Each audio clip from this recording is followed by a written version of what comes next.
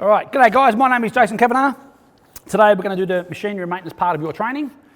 A little bit about me. I talk fast, I know that, so if I blurt something out and you miss it, I'm not a little princess, put your hand up and say, mate, what the hell did you just say? I'm more than happy to repeat it for you. So I do get excited at times, and it comes out pretty fast. So if you don't understand gibberish, let me know. The drunker I get, the worse it gets. So I'm sober now, so you should be all okay. A little bit about me, I'm a motor mechanic by trade. I've been in gyms now 7 years. My younger brother, Matthew, anyone here from ACT? No, he's a franchisor in ACT. Brother rings me up about 8 years ago. He's our younger brother. I'm going to be a gym's mowing guy. I thought it was hilarious because I'm a motor mechanic, Dad's a motor mechanic, brother's a tennis coach, so he knows nothing about anything. And so after I finished laughing, I said, mate, I'll watch how you go. So for 12 months I watched how my brother went. Rang him every week, how you going? Yeah, making money. I thought if that dickhead can make money out of it, I know I can, and that's how I became a gyms guy. So when I first started, we had a franchisor meeting, and went to the franchisor meeting. John said, oh mate, can you get up and talk about ball bearings and stuff, a bit of machinery and maintenance stuff about our stuff. Got up, spoke to the room, a lot of blank faces, no one sort of knew what I was talking about. So we had a training day at my place. And then one thing led to another. Mickey D's on the phone to me. Oh mate, guys left, can you come do our training? And that's how I end up here. So I'm nothing special. I'm just a franchisee like you guys. I'm trying not to work every day, but I work most days. So hopefully what I've known over the years, I can show you guys as far as service and maintaining. I'm not going to try and teach you guys how to be motor mechanics. I'm going to show you some really basic stuff, but I expect probably after the day, you should be able to have a go, at least servicing your own mower, have a look at your own equipment. I'll show you some tricks along the trade, some stuff that I picked up along the way. It's not too hard to do. I'm sure you guys would be capable enough of doing it. My background's motorsport. I love motorsport. I race Speedway. Everyone know what Speedway is? Circle track, yeah. I'm a 7-time Victorian champion. Yeah. Yes, thank you very much. Yes, I've raced nearly 20 odd years. Super Rod. Super Rod, yeah. We raced the true way. Yeah, true way. So I race, engines are my passion. I build and maintain a lot of race engines. I look after a team in Melton called Triple X Racing. They race the jet boats, the zoom around in the little shallow lakes. I build and maintain all their engines, the 680 to 410. The 510, I do all the engine maintenance, all the engine programming. The engines I've loved forever. Cars I'm sick of working on, so I got into gyms. So what I'm going to show you today, guys, is how to basically look after your own equipment. So first of all, what you're going to need, tools. At home, I've got the $20,000 snap-on roll cabinet. I can push it from one side of my shop to the other. I can pull your car apart, I can pull an engine apart. But in my trailer, it's all I carry around. As you can see, apart from the hammer. Screwdriver, hammer, pliers, a couple of screws. It's going to be enough to do my training with you guys today. And it's enough to get me out of trouble on the side of the road. The reason for the hammer, mobile phones. If you can't turn it off, bring it up here, I'll turn it off for you. Just pay me a little bit of respect, guys. Nothing worse I see look around the crowd and everyone's on their phone. I'm here to help you guys. So, yeah, okay? If you know how to turn it off, bring it up here and I'll turn it off for you. So tools. So if you haven't got any tools, I recommend just a small kit. If you've got a big kit at home, get yourself a small toolbox. Don't go putting your whole big kit into your trailer. If your trailer gets knocked off, all your tools go with it, and you're going to carry a lot of weight around for nothing. So normally what I say to guys, if you're in the shed, servicing your equipment and you need some Allen keys or a Torx bit or 70mm spanner or whatever, take that stuff out of your toolkit in your shed, put it in your trailer, so at least if something's on the side of the road, you've got the right tools to hopefully get yourself out of trouble. So don't go carrying around a whole big toolbox, you don't need that. Just some good basic hand tools would be enough to sort of get you out of trouble, okay? A grinder, if you haven't got one, I'll show you later on how to sharpen blades. They're about 30, 40 bucks these days from Bunnings, All Tools. Get a grinding stone on it. I'll show you how to sharpen blades later on, very handy to have. A compressor, if you haven't got one, very handy to have as well. I see advertised on Super Cheap Auto compressors these days for about 180 odd bucks, 190 odd bucks, which I think is pretty cheap. So something like a 6 or 7 pound cube compressor would be enough to pull a wheel off or service their equipment, which I'll show you a bit later on. Air gun, very cheap to buy. This is my CP gun, one of my old ones I should say. That's a $450 gun. You don't need to spend 450 bucks. You can buy them these days from the market in a little pack of all the impact sockets for about 40, 50 bucks. So if you haven't got an air gun, definitely get one. I forgot to bring my blower, guys, sorry. If you haven't got a blower, they're about 15 bucks to buy. I'll show you how to blow out your air filter and service that later on as well. A grease gun. I've got a pneumatic one. You plug the air into it, hit the trigger, and it pumps it. It's got a cartridge in it. That's a couple $100 worth of grease gun. You don't need to spend that kind of money on a grease gun. You can buy them small silver hand pump one these days for about 70, 80 bucks from All Tools or something like that. So air gun, air blower, compressor, grease gun. Air guns are probably really handy to have as well. So if you haven't got any of that kind of stuff, I recommend you set yourself up in your garden shed or your shed at home. It's going to come in real handy later on, especially when you service your own equipment and you get more comfortable with it. It'll be really good stuff to have. Okay. Oh, sorry, I've got a blower. There you go, that's a blower. If you're going to buy a compressor, make sure to chuck in the blower, the air line. Don't just buy the compressor, make sure you wheel and deal with the man to get a good deal, okay? Very handy to have. We're going to shoot outside, guys. I want to do a bit outside as far as the trailer and stuff. Hopefully the weather's okay. If the weather's too bad, we'll come back inside. We'll keep going and we'll hopefully wait for a bit of a break, but it'll stuff up my routine. Throughout the course, any questions, put your hand up. I'm more than happy to answer. Don't think it's too silly. If you're not quite sure, ask. That's what I'm here for. I've heard it all. I'll be surprised if you surprise me, but give it a go. All right? Just those tools you mentioned, have we got that in our folders or should we be? I'm not quite sure if you have it in your folders, but basically generally sort of just general hand tools. You know, most of the stuff I find, all the modes are all metric. So 6mm, 8mm, 10mm, 12mm, 14mm, 16mm spanners.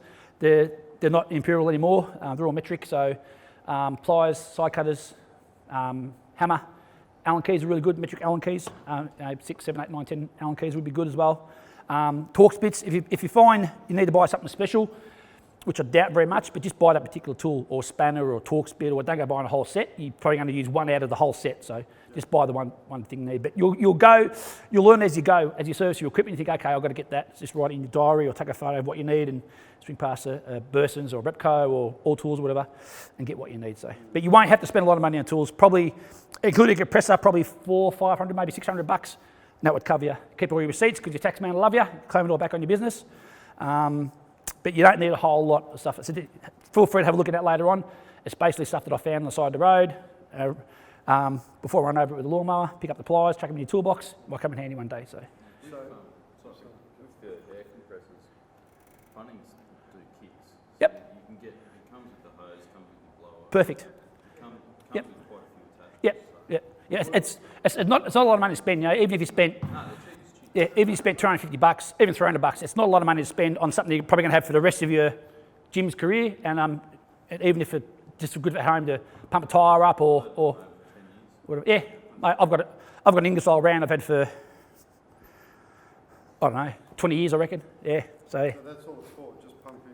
Yeah, that's all you're going to end up using it for. Or you know, washing your equipment, blower, stuff like that. Yeah, real handy to have. Yep, yep. What's that? That's it, yeah, exactly. All right, guys, we'll head outside, out to the trailer. Yeah, when you come back, or sit where you are, that'll be spot on. I find the most common thing about our trailers is wheel bearings.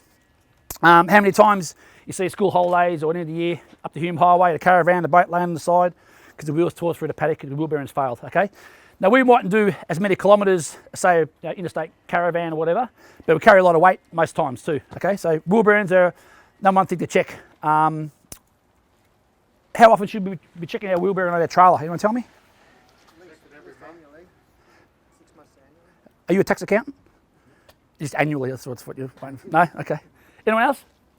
Every time you change your wheel. So if you never get a flat for 3 years? Flat, I mean. So if you never get a flat for 3 years? Then in that case, more regularly.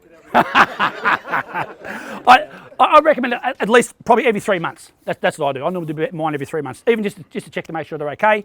Normally at the start of the year, I go bearings, brakes, drums, the whole lot. That way I know I get 12 months out of my gear.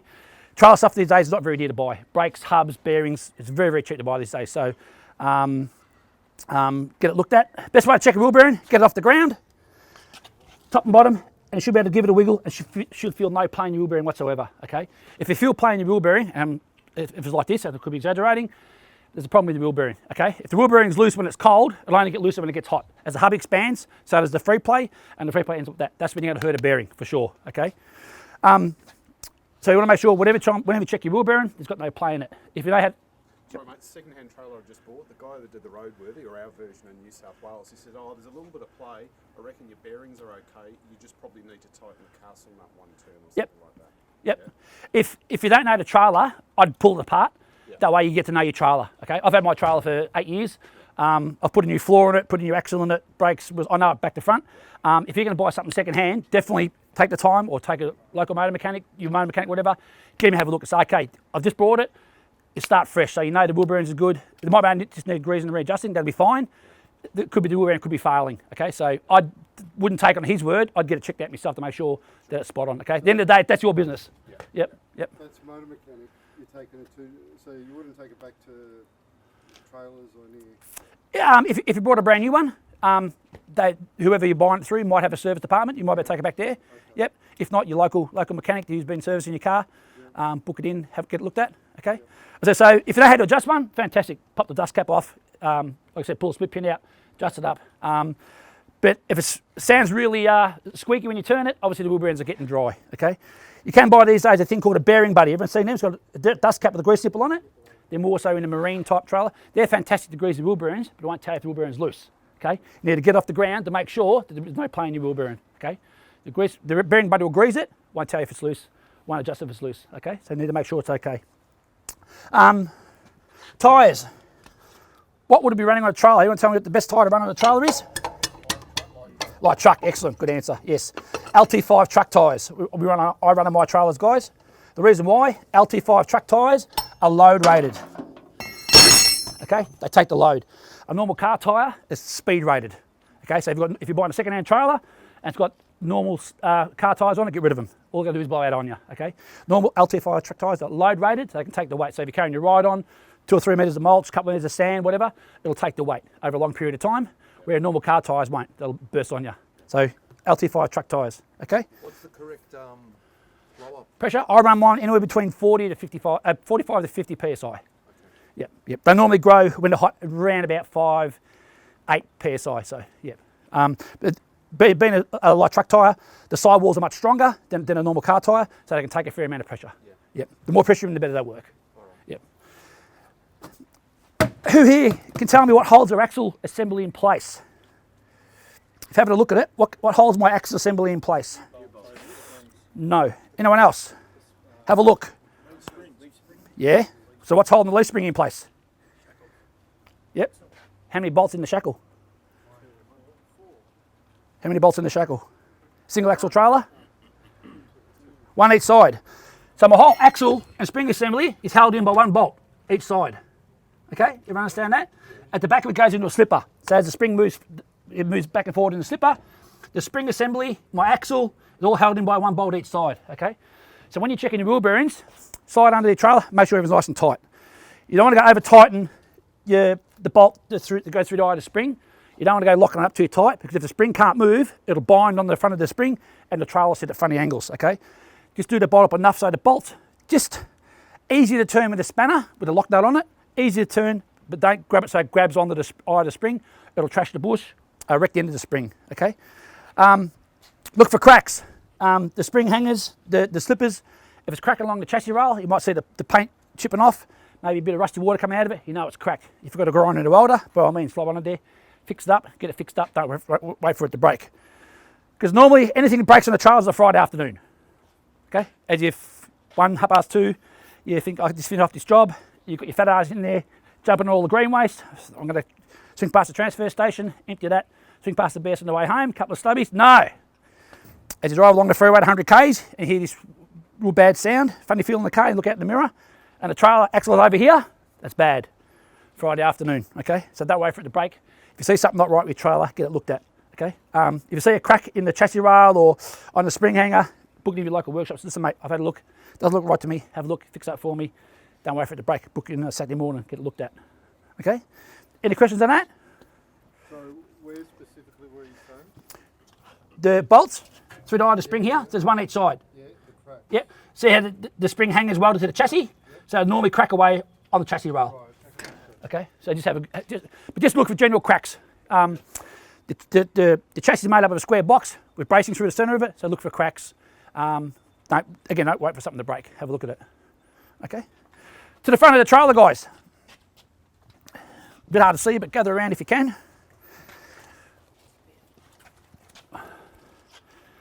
This trailer is fitted with hydraulic brakes. Can anyone tell me how the hydraulic brakes work on this trailer? Des went through this yesterday. It's just the inertia compresses on that, forces the hydraulic fluid up, and that's what triggers your brake. Yep, all right, we're close. I'll put a bit more polish on for you. Yeah. All right. As we're driving along, I put my foot in the brake, the trailer keeps coming. It slides along the hitch, okay? So the hitch slides along the back of the ball, pushes on the master cylinder, supplies fluid to my wheels, and that's how my brakes work, okay? As you can see by my grease mark, because there's 2 grease nipples each side of my hitch here, you can tell by my grease mark that my hitch moves about halfway through the travel. So the front of the hitch, the back of the ball, everyone see that gap there? You see my grease mark's about halfway through. So that tells me, that's a visual thing, that tells me my brakes are working pretty good, okay? If, for example, all here was nice and shiny and the grease mark is up to the front of the back of the ball, what would that be telling me? It's not working. Something's wrong. It's out of adjustment, brake shoes are worn out, broken brake hose, split wheel cylinder. Obviously there's something wrong. You shouldn't be able to have that wear mark all the way in the back of the ball. There's something wrong. 9 times out of 10 is normally adjustment. Just normally adjustment at the brake wheels. So if you know how to adjust up the shoes, on each side of the shoe, jack it up, take it off the ground so the wheel can spin freely. On each side of the shoe, there's what we call an eccentric. So you put the spanner on and you wind the eccentric out till the wheel stops spinning. Just back off the eccentric just a fraction till the wheel spins freely. And that's perfect adjustment of your brakes. Okay. Again, if you're not quite sure, book it like a mechanic or take it to someone who knows what they're looking at, get them adjusted. But 9 times out of 10 is normally adjustment. Okay. To grease my trailer, I take it off the back of the car, get the grease going. I get 2 shots of grease. I turn my hitch 90 degrees, 2 shots of grease, 90 degrees, 2 shots. It just greases all around the hitch. Okay. If they don't grease the hitch, they normally seize. They normally seize shut, so you've got no brakes at all. Here in Victoria, if the car's involved with a crash and someone gets hurt, if they confiscate your car and your trailer and they find your brakes not working on your trailer, you could be deemed liable for the cause of the accident. So it's imperative you guys make sure your trailer brakes work at all times. Okay, that falls back on you. Now tell me what this little lever here does. Locks out my brakes, yep. So what I do if I'm going to, trailer's full, got a couple, 4 metres of mulch in there, a couple metres of sand, whatever, get to someone's driveway, might be incline in the driveway, hit the bottom of the gutter, the trailer stops, the car keeps coming, it's pushing the brakes on. You flick the lever over, car hits the gutter, won't push the brakes on, you can back up a driveway, over a gutter, through someone's field, whatever, won't apply the brakes, okay? Remember when you finish what you're doing, flick the latch back over, and drive off to make sure your brakes work, okay? I have a little lever here, a little padlock on my trailer. Not that I want to steal it, just to make sure that it doesn't bounce off the back of the car. Anyone ever had a trailer come off the back of a car? Trust me, you know about it. 100 Ks normally, Friday afternoon. Trailer comes off, poo comes out pretty quickly, a lot of sparks, a lot of noise. You know it's off, okay? Have some sort of system where you might have a padlock, E-clip, zip tie, old shoelace. Have some sort of system where you make sure your car can't come off the back of the trailer, can't come off the back of the car. It's up to yourself, but that's what I normally do. Have something in place. The brake system takes .4, .5 brake fluid. Again, if you're checking your brake fluid and you notice the brake fluid is getting down in the cylinder, okay, down in the cylinder, it's normally adjustment at the wheels. Or you could have a blown wheel cylinder, a broken brake hose, broken pipe. You should have brake fluid in there at all times, okay? Safety chains. As you can see, I don't cross my chains over. Why would I cross my chains over? Anyone's into the caravanning?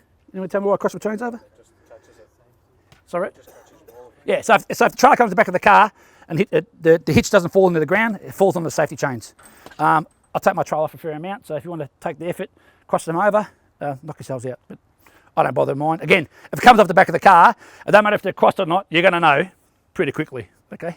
I use snap locks on mine. They're just easy to have. Make sure you've got a D shackle.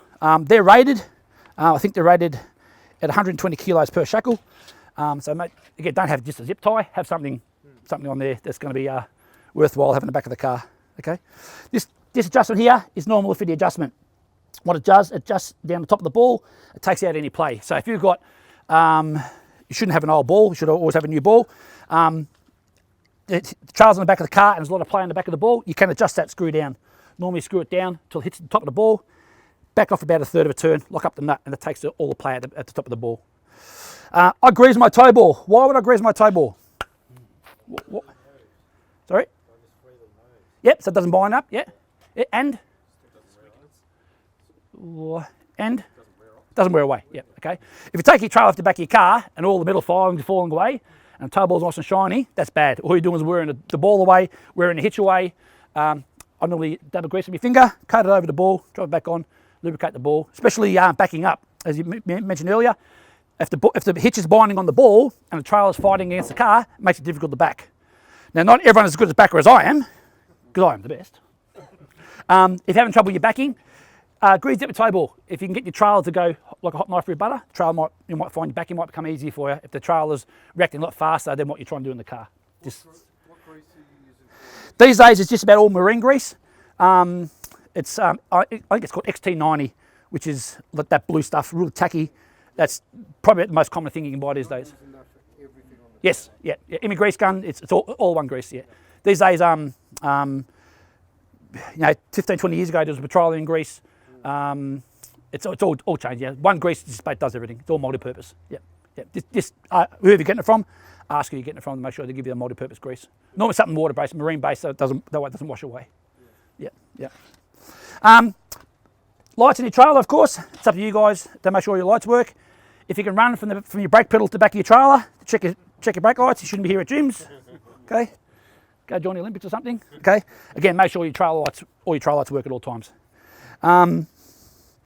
Jockey wheel, of course. Make sure it's in good use. So with those Any questions? did they come with your trailer or you bought them?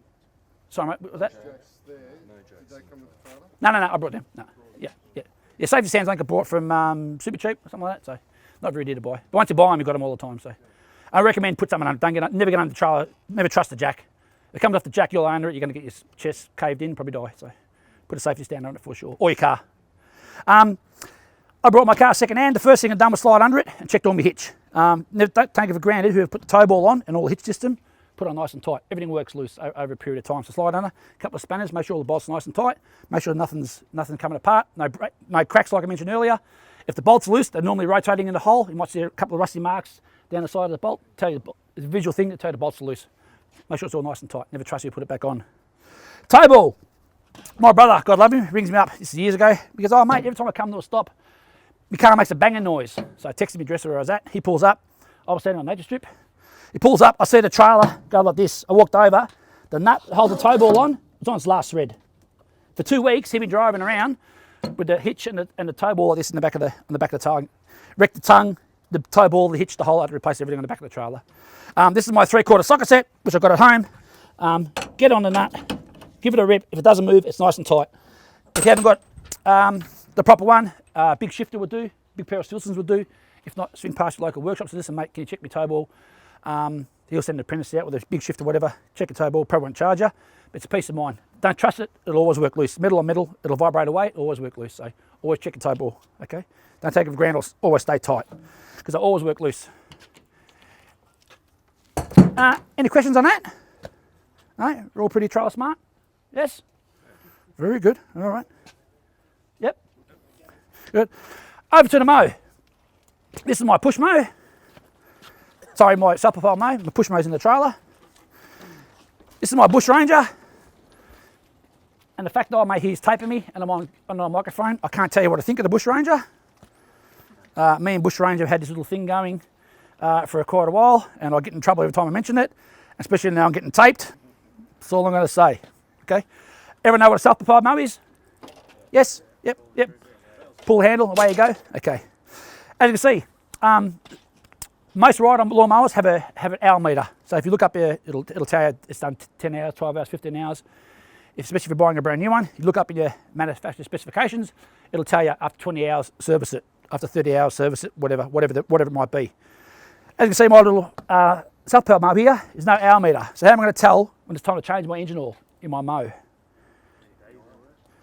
How many days I worked? No. Thickness of the oil, yeah. What I normally do is I go by the colour. Okay. As you see, that's not too bad. Nice light brown colour. Okay. Now, if for example, that's really black, smells burnt, what's that telling you? Time to change the engine oil, okay? Engine oil is buggered. All right. I can tell you now, and it holds 650 mils of oil. Okay. So I've discovered my engine oil is nice and black. It's time to change it. When's the best time to change my engine oil?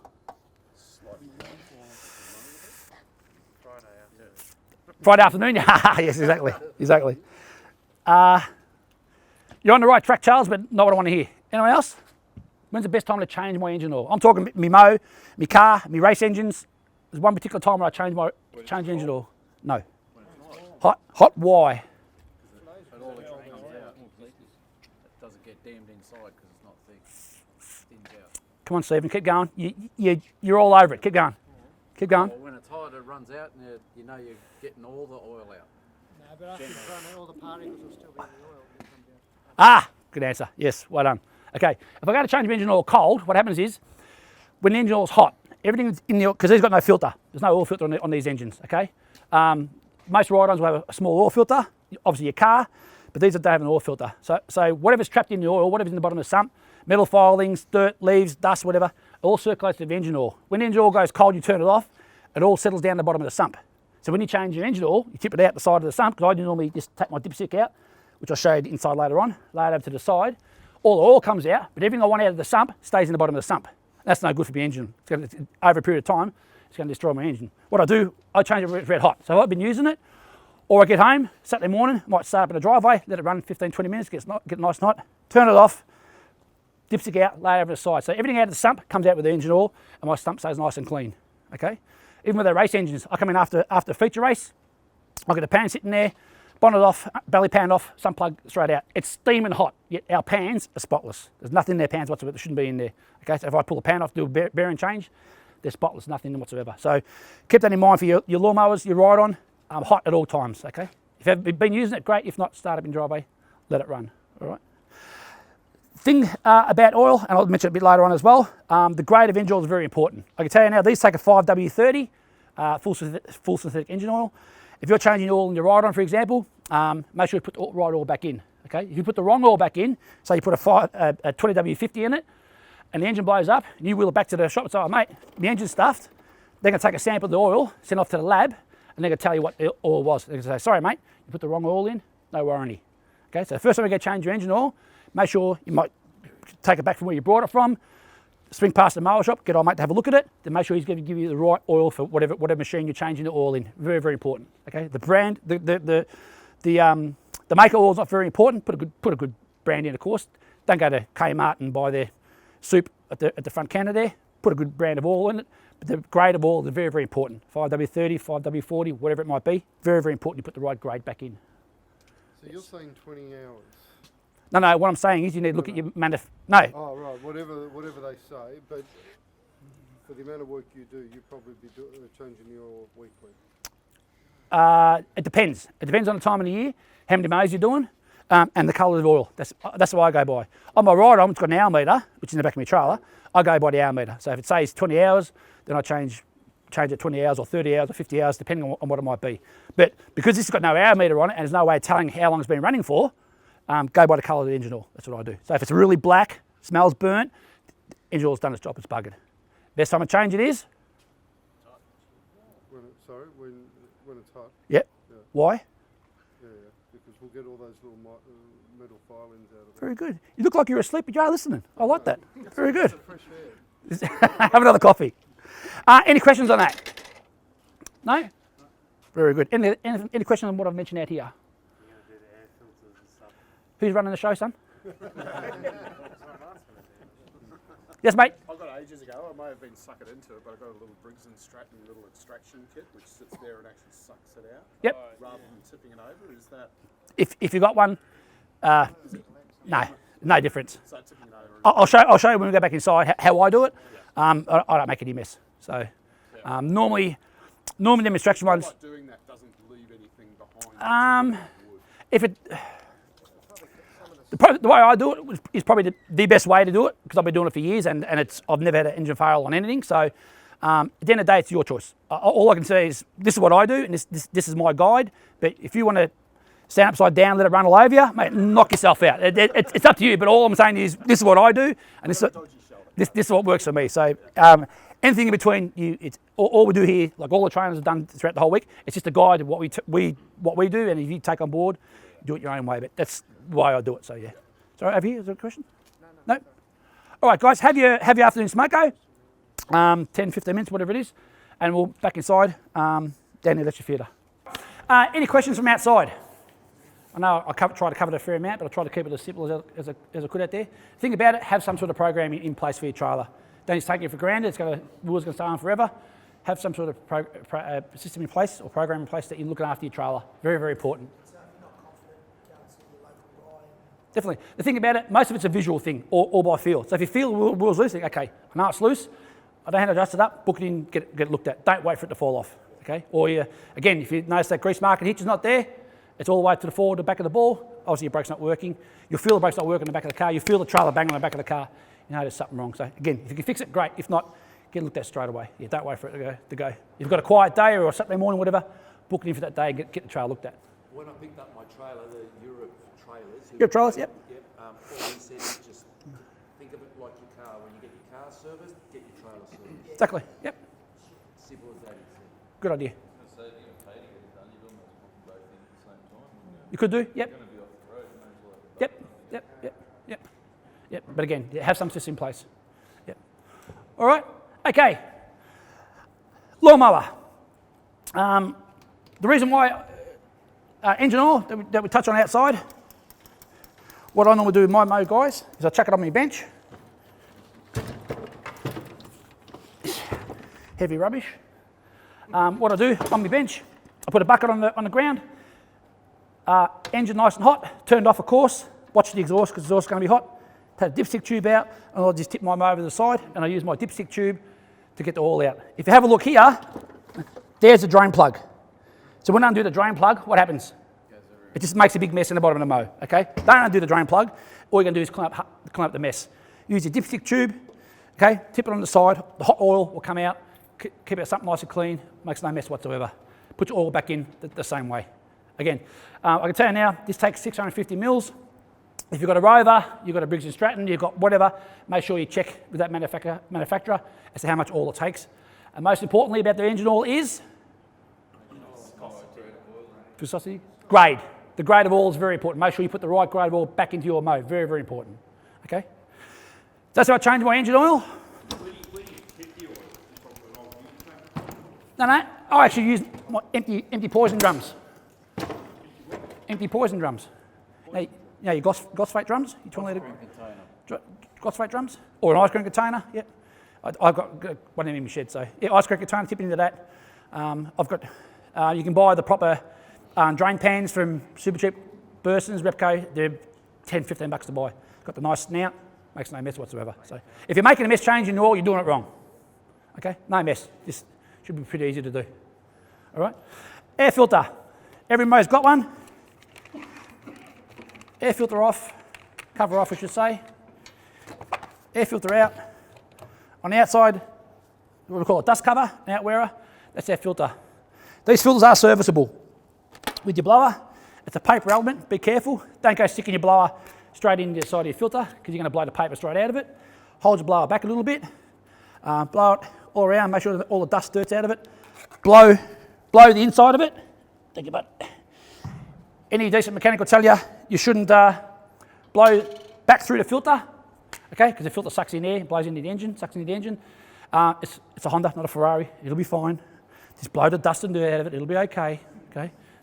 It'll live a happy life, no problems. All the dust and dirt out of it. The outwearer, if it's dirty, brake clean. It's a good thing to use. Carby clean, petrol, Kero, no soapy water. Soapy water leaves a residue. No good for our filter. Okay? So anything petroleum based will dry in our filter and the filter will live a happy life. It won't clog up the filter. Unless it's a K&N filter, you want to go spend a couple of $100 on the outwearer for a lawnmower, which is pretty ridiculous. They'll give you the proper soap and you can service like a racing car. It's a mower. Just make sure it's all nice and clear. It'll be fine. Don't pre-oil it, being a 4-stroke, it'll be okay. You only no need to pre-oil the filter. Okay? Sorry, buddy? So what is it cleaning again? Brake clean or carby clean, it's just a solvent, but it dries, doesn't leave any residue. So if it's really, really dirty, oil in there for whatever reason, give it a bit of clean with carby clean. Brake cleaner, yep. You said petrol as well, so like you can petrol, dip it in, yep, rinse it out, be perfect, yes. No.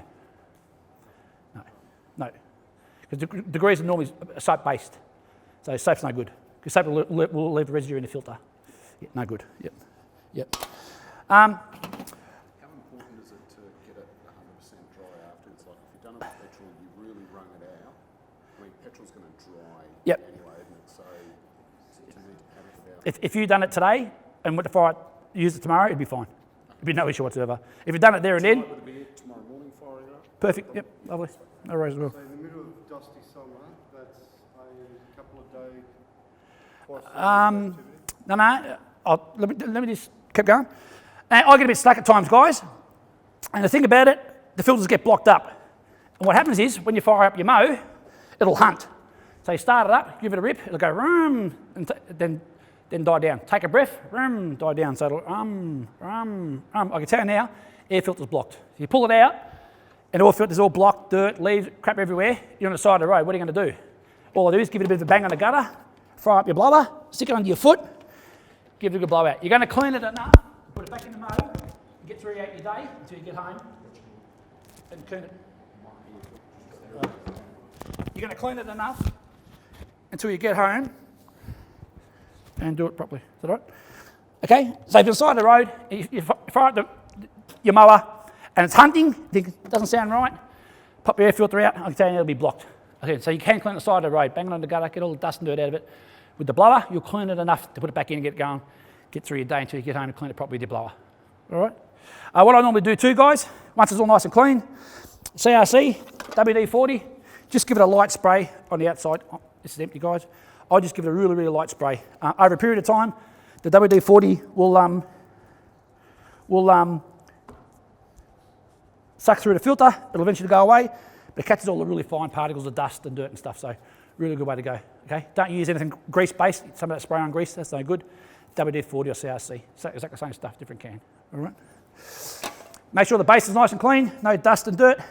This front of it here is the inlet tube, so the black inlet tube. Okay, so that if you're going to blow at home, service it, it's all dust and dirt in there. Just grab it by your hand, blow all the dust and dirt, don't blow anything back into your engine. Okay, everyone see that? See the front here? Opening, inlet tube. So just hold your hand over it, blow all the dust and crap off the bottom of it. Back in. Couple of wing nuts. Oh, sorry, cover on first. Couple of wing nuts. Yep. Was that the brake cleaner or was that WD-40? Or CRC and WD-40 is the same stuff. I've written down here the brake cleaner. Brake. Sleeve, Brake clean and WD-40. Yeah. Yeah. Brake clean, carb clean, it's all a petroleum-based product. Yeah. Really, really good. Good for cleaning parts. That's lubrication. So, but it's not grease-based. So it'll eventually wash away and wear away. So, yeah. We're going to check our blades. We're going to flip my mower over and check my blades. What are two most important things I need to, there's a right way and a wrong way to tip my mower over. Two things I need to do is check my blades. What am I going to do? Why? Aaron, why am I tipping? Don't want to put it on the ground and get all the shit that's on the ground. No. Soil, no? Aaron? Air filter in the air? Yes. Why?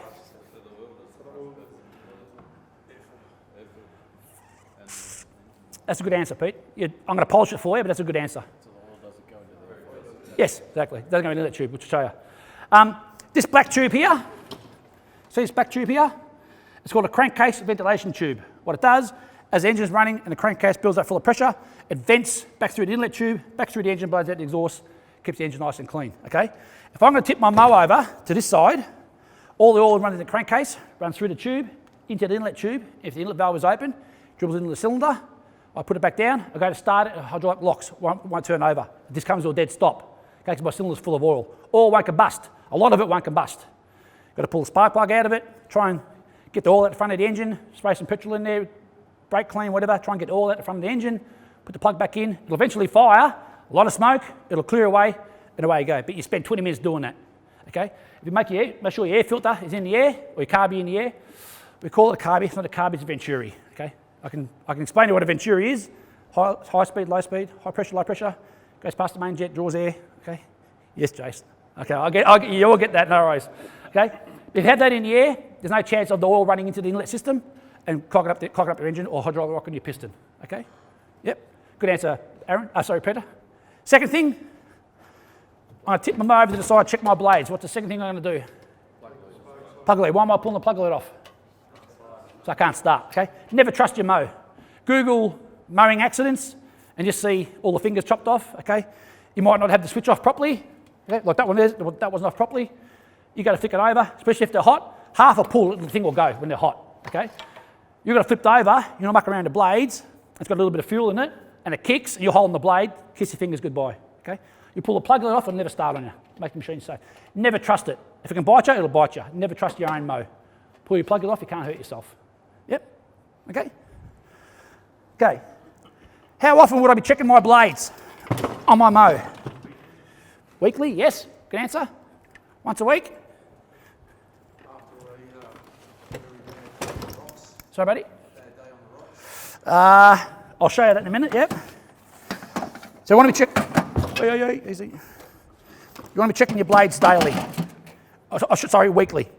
I only check mine on a Monday. 4 blades.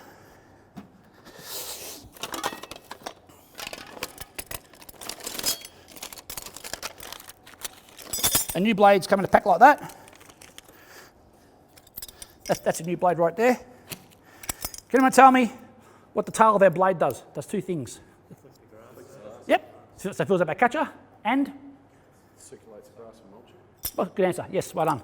Okay, so if you've got your mulching plug in, okay, all the grass is circulating top of the blades, does the mulching, your top of your blades are doing that, okay? Mulching plug out, top of your blades, fill up your catch, throws all the grass in your catcher. Okay, everyone get that? If you're... Sorry, buddy? Is that supposed to be bent up like that, or is that broken stuff like this? Yeah, no, it's meant to be bent up. It's supposed to be bent like that. Yeah. Well, if you consider these ones,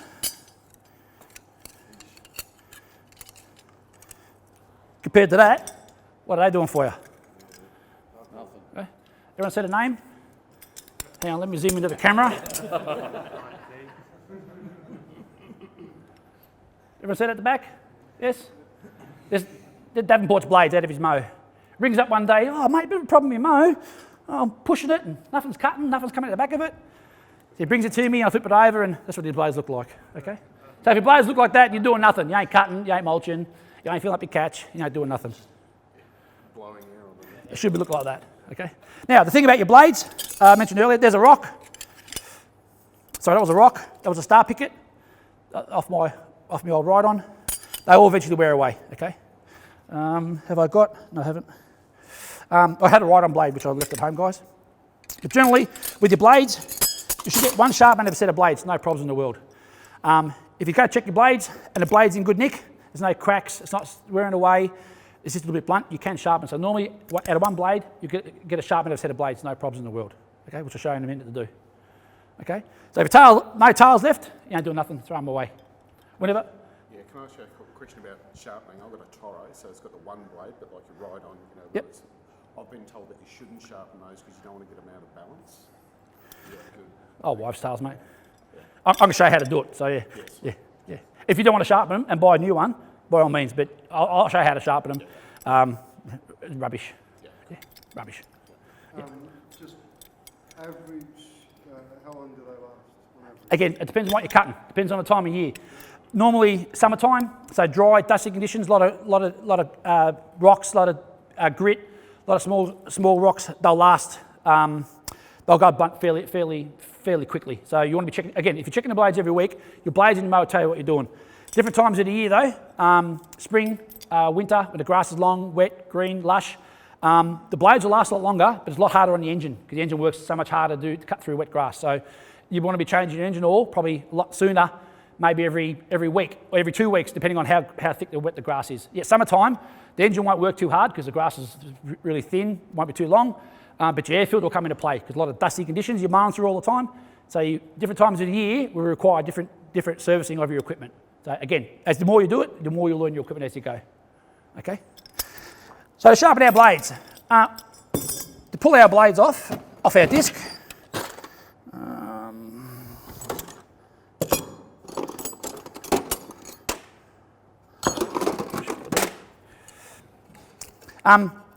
most, depending on your mow, This Honda has got the what we call a clutch brake. So you pull the clutch brake in to activate the blades, and the second handle is the self-propelled. So don't undo the bolt in the centre because you actually undo the clutch pack. Okay. If you flip your mower over and it's only got one bolt through the centre, undo that, no worries in the world. But if it's got three bolts like this, the two outer ones, not the inner one. I'll show you in 2 seconds. Being the demo one, this won't be very tight, guys. Sorry, guys, can you set that over there? Okay, so disc off, two outer bolts.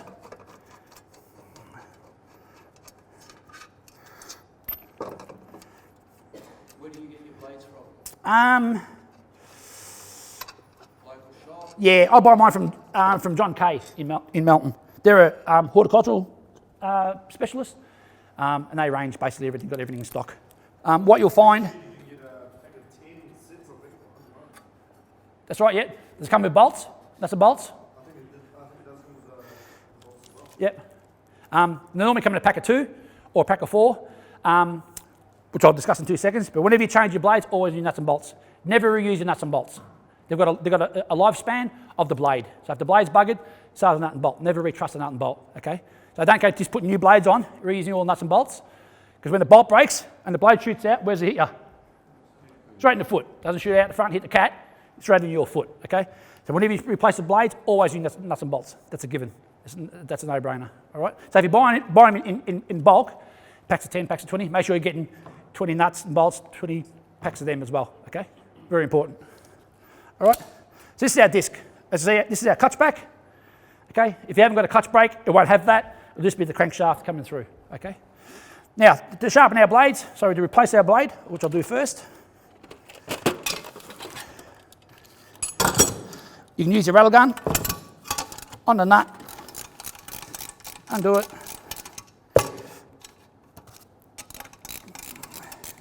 This is the demo one, it's been off about 1,000 times. As you'll see, the bolt and the slot is like a little D shape. Everyone see that? See a little D shape? So is my little bolt as well. That's why I've got a flat back on the back of it. It's got a D shape through there. Okay? So my new blade, new bolt, through, wave washer on, through my disc, big washer on, nut back on, tight, yeah, or do them one at a time. With your rattle gun, crank it up till it stops, the nut will stop, give it a crank, and make sure you can fold your blade back. Why am I making sure I can fold my blade back? Yeah, so if I hit a rock, start pick it, the blade folds away, it won't damage my disc or damage the bottom of my engine. If you put your new blade on and you can't move the blade, maybe it's the wrong blade, wrong nut and bolt, take it back to the mower shop. So, mate, I've just brought these blades, I've tried it on, I've done something wrong, he might have given you the wrong set, for example. Once you get the right set, like I do, take a photo of it in your phone. Whenever you go to the mower shop, you've got the packet in your phone, get the right blades all the time, can't go wrong. Don't buy one pack, buy 4 or 5, then we've got some spares at home. So if you ever need to change a blade at home, you've got a few spares in the shed, okay?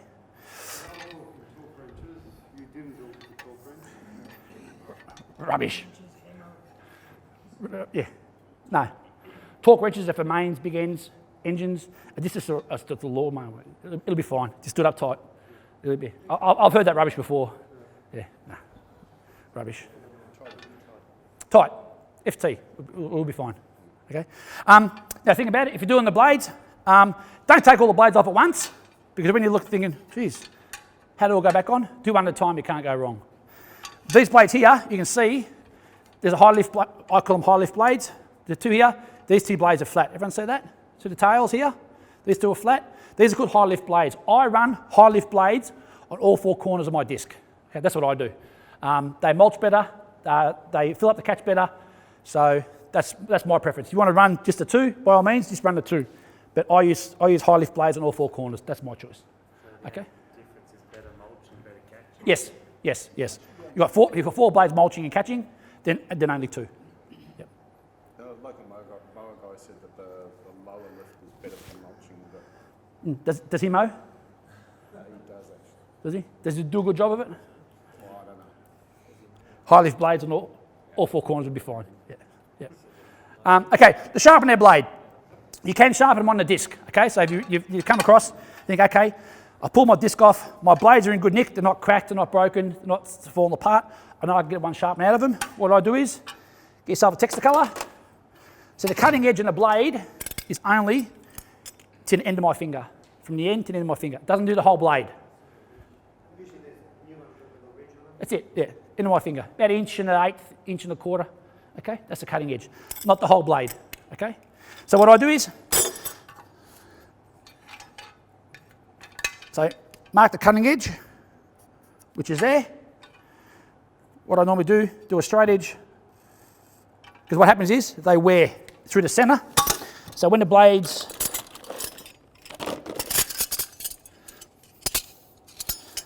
see how they dip through the centre? See that? That's how all the blades wear. So you want to get that edge, the cutting is nice and straight. So just draw a straight line across it. So you use that as a guide when you get your grinder out. That's no good. You wouldn't just sharpen that on that wave that it is. That's no good. Get it nice and straight. Okay? So with the grinder, safety glasses on, of course. Plug it in.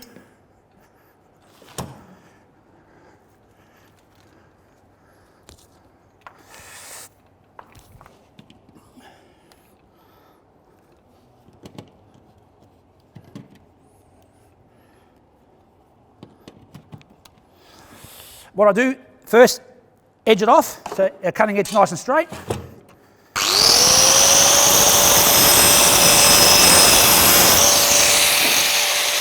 Nice and straight.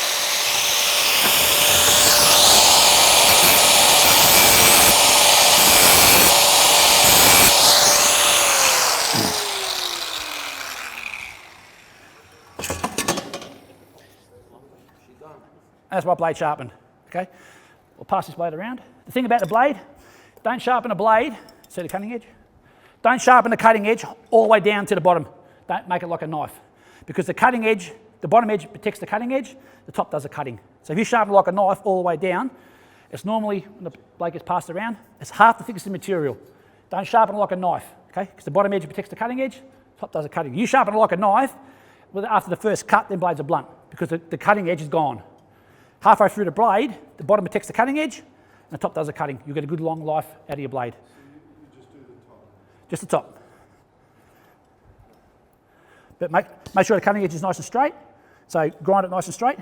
And think about it with the blade, you're only taking a little bit off. So you're not going to put the engine out of balance, especially if you're doing all 4 blades. It won't put it out of balance. It's not a high performance engine. It's not turning 10,000 RPM. It'll be fine. Okay? All right. The only thing about it though, if you are using only high lift blades, make sure you put them opposite, because that will keep the disc in balance. So I wouldn't put the high lift blade here and here. It's going to put my disc out of balance. Opposite each other would be fine. Okay? So I didn't understand the angle was supposed to be grinding. So we go straight. Yeah, about a 45, half the thickness of the material. You see on a new blade? It's only half the thickness of the material. It's not all the way down to the edge. See the cutting edge? Yeah. Okay? The bottom protects the cutting edge, the top does the cutting. Jason, you're not going to get many sharps in. Normally one set out of a set of blades. With a ride-on blade, which is a lot thicker, maybe 3 inches thicker, you might get 2 sharpens. But normally, out of the thin blades, normal mowing blades, 1 sharpen for sure. As long as the blade's in good nick. If it's bent, broken, cracked, in the bin. It's lived its life. Right, so you're going to sharpen that once, next time it's gone. Yes. Yep. Yep. And before I leave this place, I want to know what is better, 2 or 3 blades? I use 4. Yeah. I think they're just more superior as far as cutting, mulching, catch filling. Yep. Yep. That's what I do. Is that set up so that you could almost put 8 in there? Like, because You could put 8, but I think the engine won't run. Okay. The engine ain't designed to turn 8 blades. Yeah. All right. Everyone understand that? Yep. Keep passing that blade around. All right. Okay. So I've either sharpened my blades or replaced them on my disc. Time to put my disc back on.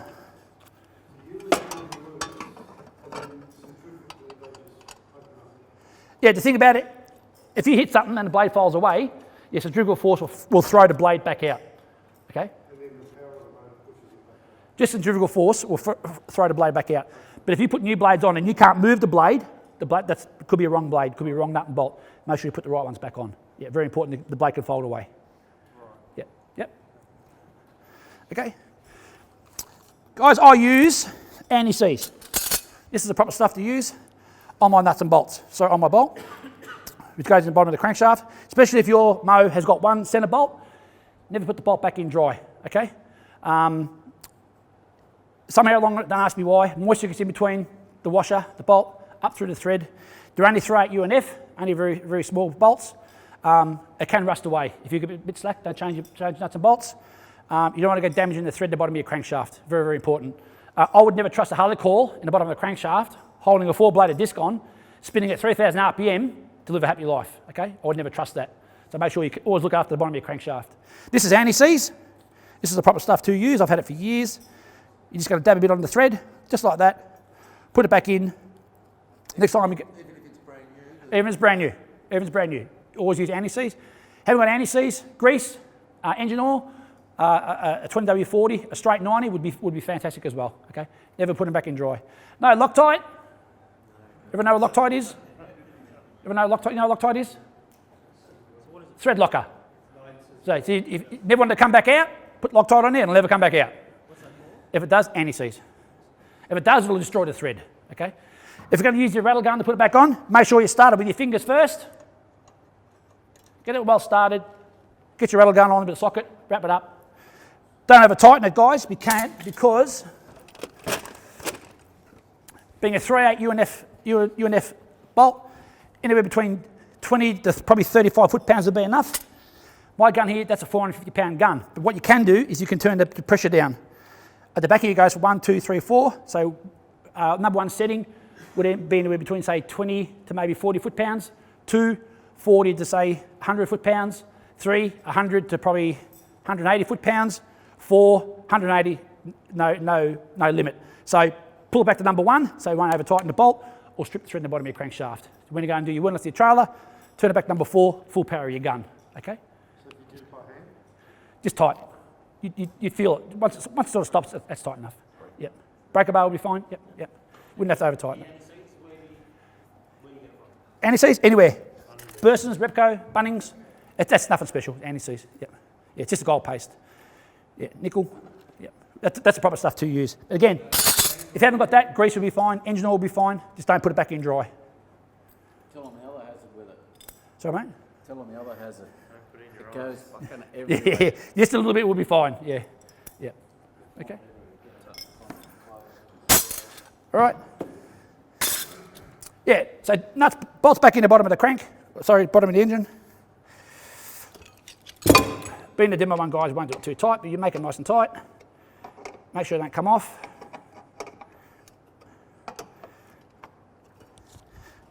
And that's our mow done. So we've checked and serviced our blades, or replaced them. We know how to sharpen them. Engine oil we've done. Air filter we're done. Nothing too hard. Any questions on that?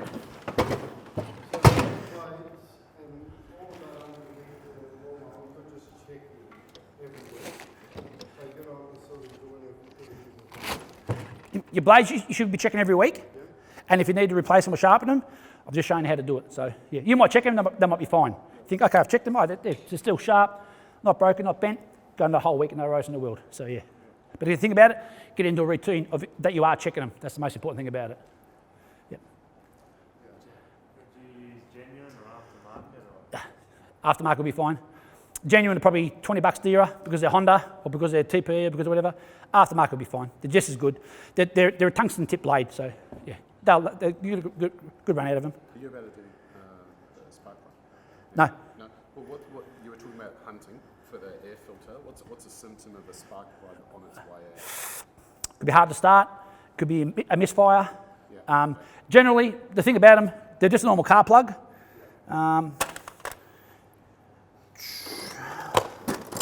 Which I've got some.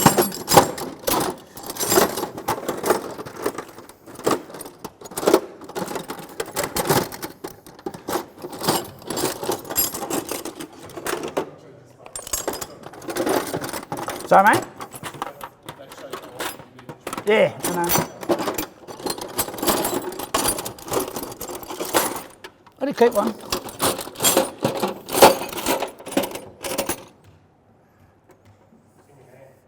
That's a 2-stroke one.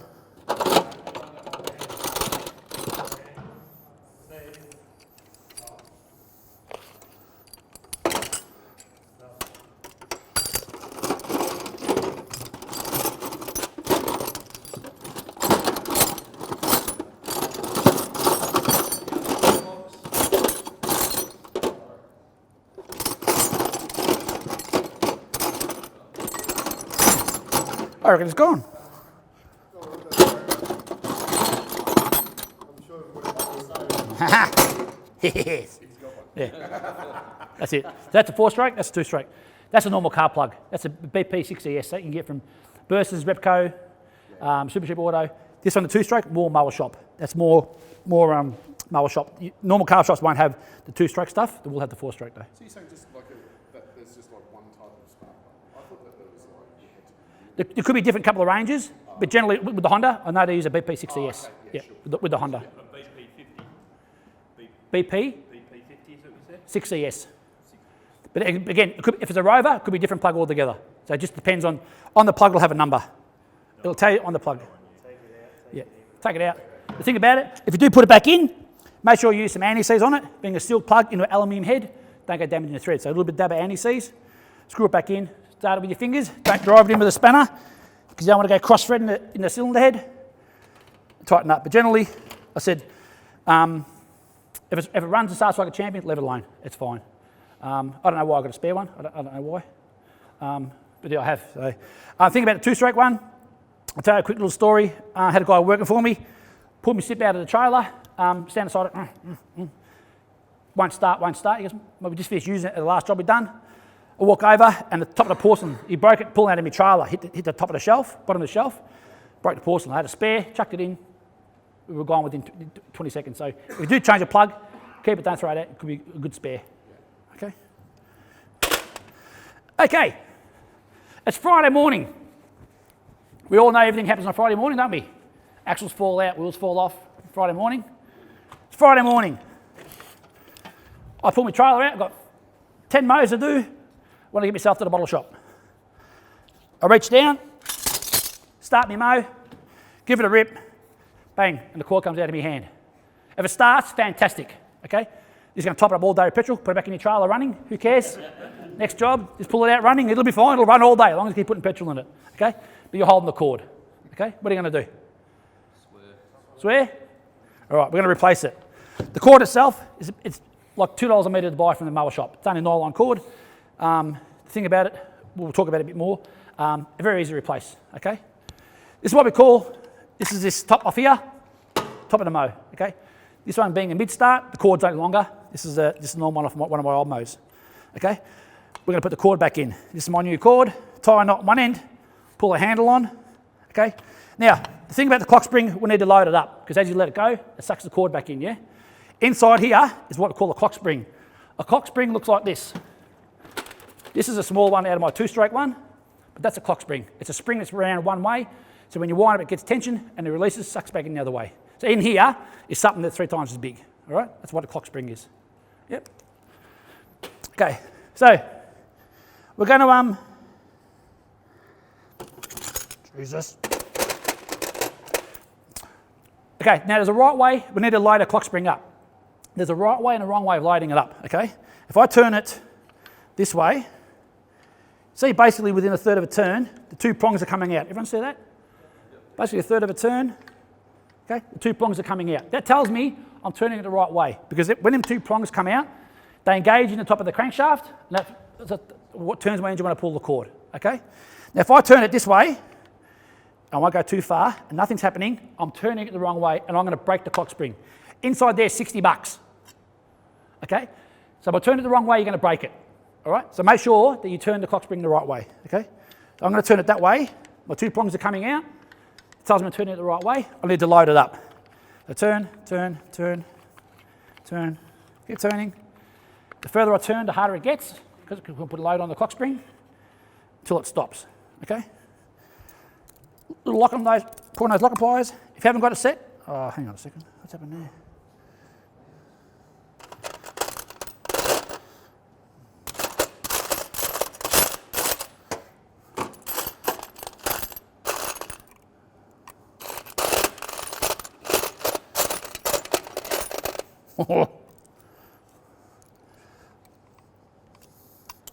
My end's come off. It'll be in here.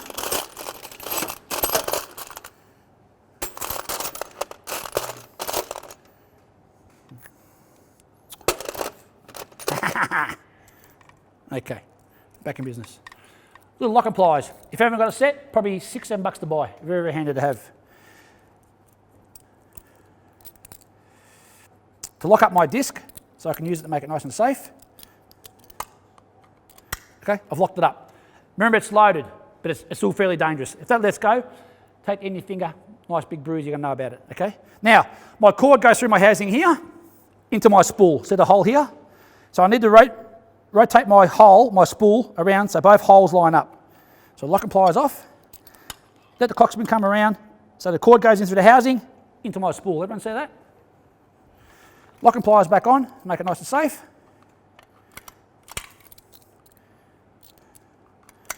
Okay, so my cord goes through the housing, into my spool. See my two holes are lined up. Everyone see that? This is my new cord. You might need a pair of point-nose pliers just to grab the cord because my fingers are too fat.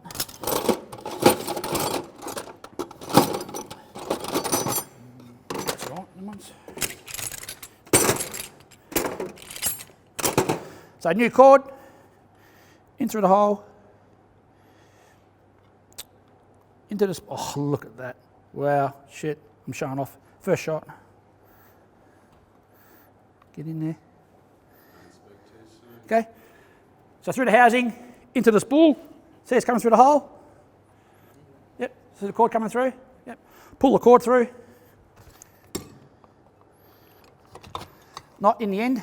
I would normally tie the knot nice and tight, guys. I'd get a pair of pliers, pull it nice and tight. Being my demo one, we don't do that because I'm going to pull it apart again. But a pair of pliers, nice and tight. Tuck the tail in, into the hole. Push the nut in. Now, hold the cord because I'm going to release the pliers. Why am I holding the cord? So it doesn't go crazy. Pliers off. Tuck my cord in. Easy as, yeah? Think about it. Don't wait for it to break. Do it at home, okay? Who wants to have a go? So Let's go, Charles. it's worth having a second one of these on you, Cord? or the assembly. I've got cord. Yeah, I know. Yeah, mate. We're going to talk Charles through. All right? Okay. Right. The first thing Charles needs to do, guys, is so you determine you're turning the clock spring the right way, yeah? The right way. So go that way. No, it's not coming out. Go. Oh, hang on. Which way? I don't want to do it because you said it's going to. You can go a little bit. So turn it that way. Yeah. Right. Okay. Pins are coming out, yeah? Yep. So if the pins are coming out within a third of a turn, what's that telling you? Turn the right way, okay? Right. Yep. So keep turning. Remember, the further you turn it, the harder it's going to get.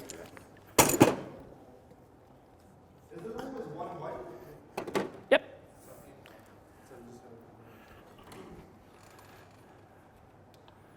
Just watch me lose my fingers on this one. Keep hold of it. Yeah. Yep. Okay. So with your little lock and pliers, you'll see the little slot here. See that? Yep. So lock it between the slot and the housing. Lock it on. Right. That's nice and safe, yeah? Done. Okay. Now, what's the next thing it needs to do? What does it need to line up? So your cord goes through the housing here. Yep. You need to line up the hole in the spool. So grab it again. You're going to release the pliers and let that hole come around into the housing. So your two holes are in line. Let it come around. I didn't see this up close. So Keep coming around. Keep coming around. Keep coming around. Keep coming around. Yep. Keep coming. Keep coming. There. So set it there in line. Oh, I see. See the hole in the spool in line? Yep. Yep. Lock and pliers back on. Now, with the cord, obviously a new one, not one end, pull your handle. Make sure it's not frayed on the end because it makes it hard to get in the hole. Cigarette lighter or your car lighter, bear it over, make sure it's all nice and like a bullet, okay? Yeah, you did it in one go. Yeah, because I'm a champion. And modest.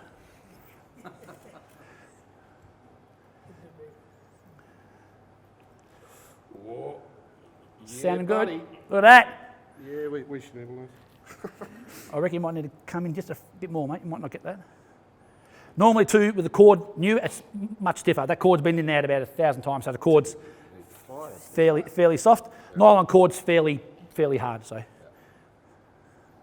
It's just the one knot. yep, not much. So what you normally do, if you're doing a tight pair of pliers on the end of it, and you pull it really, really tight. Yeah. Obviously, don't want it to come undone. That's tons. Tuck the tail back into the hole. So pull the cord through. Pull your cord through a little bit. Tuck the tail into the hole. Push the knot in. Yep. fair enough. Yep. Now, Charles is going to release the pliers. What do you need to do? Hold the cord. Which way is it going to flip it? You're going to hold the cord. Yeah. Oh, hold the cord. Hold the Yeah, cord. Yeah. Right. Let go of the pliers. Ease back in. Give it a pull. Well done, Charles. The thing about it, it's easy, it's real easy to do. Don't wait for it to break. It's only 3 bolts across the top. Take it off, make a video, take some photos of it. At least I have some idea of how it works before it pulls apart. So when you're on the side of the road thinking, shit, how's the cord go back in? You've done it at home. You know you need a 6mm socket, so 8mm socket to undo the 3 bolts. You've got the cord at home. You've pulled it apart. You've measured the cord.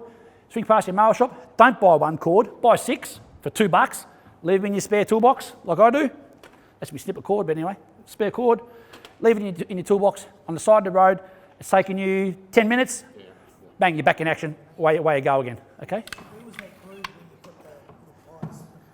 You said there was- Slot there. It's in the spool. Oh, yeah. Yep. Yeah. It just locks it away. Makes it nice and safe. You tell them how long you want it. It could be 600, 800, a metre. If it's a mid-pull, could be a metre long. Yeah. You can buy 10 metres if you like, mate. Yep. Normally, if the mower shop will cut it there, so you get 3 bits, the length you need. So on the side of the road, it's done within a couple of minutes. That's for a Honda. I've got a Toro. It's going to be the same. Exactly the same thing. Yeah. It'll have a clock spring in there, return the cord. Yep. All right. Pretty easy. You're going to take it to the mower shop, and he's going to charge you $60 to replace the clock spring. So you're going to turn it the right way the first time. Yeah. All right. You save yourself $60. Will it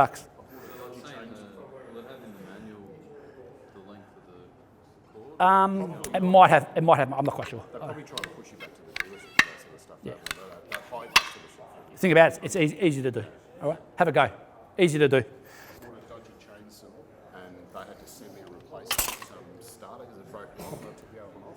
Clock spring broke out. Yeah. Like spaghetti. Yeah. I won't show you how to do my Mariama stuff. The 2-stroke stuff's a lot more fiddly.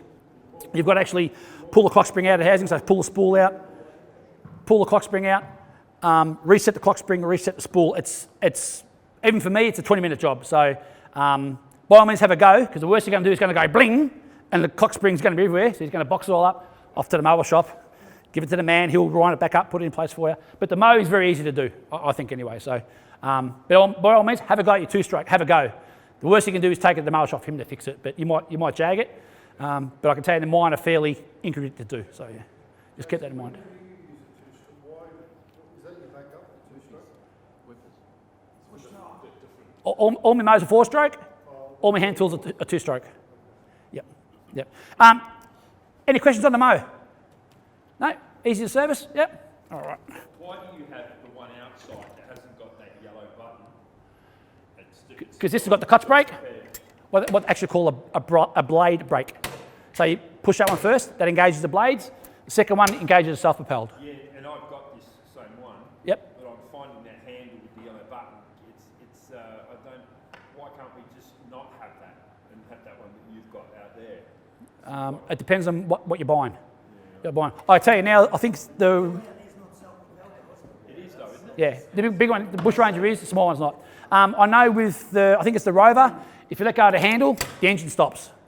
I think it's an American design, and that would drive me insane. Imagine if you let go of the handle, the engine stops, you've got to start all day long.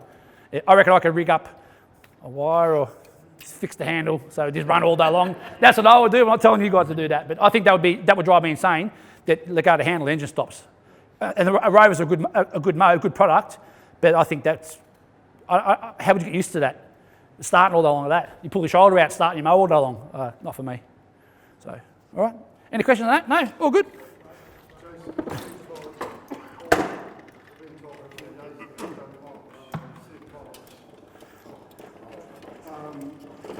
Can you see it on the grass?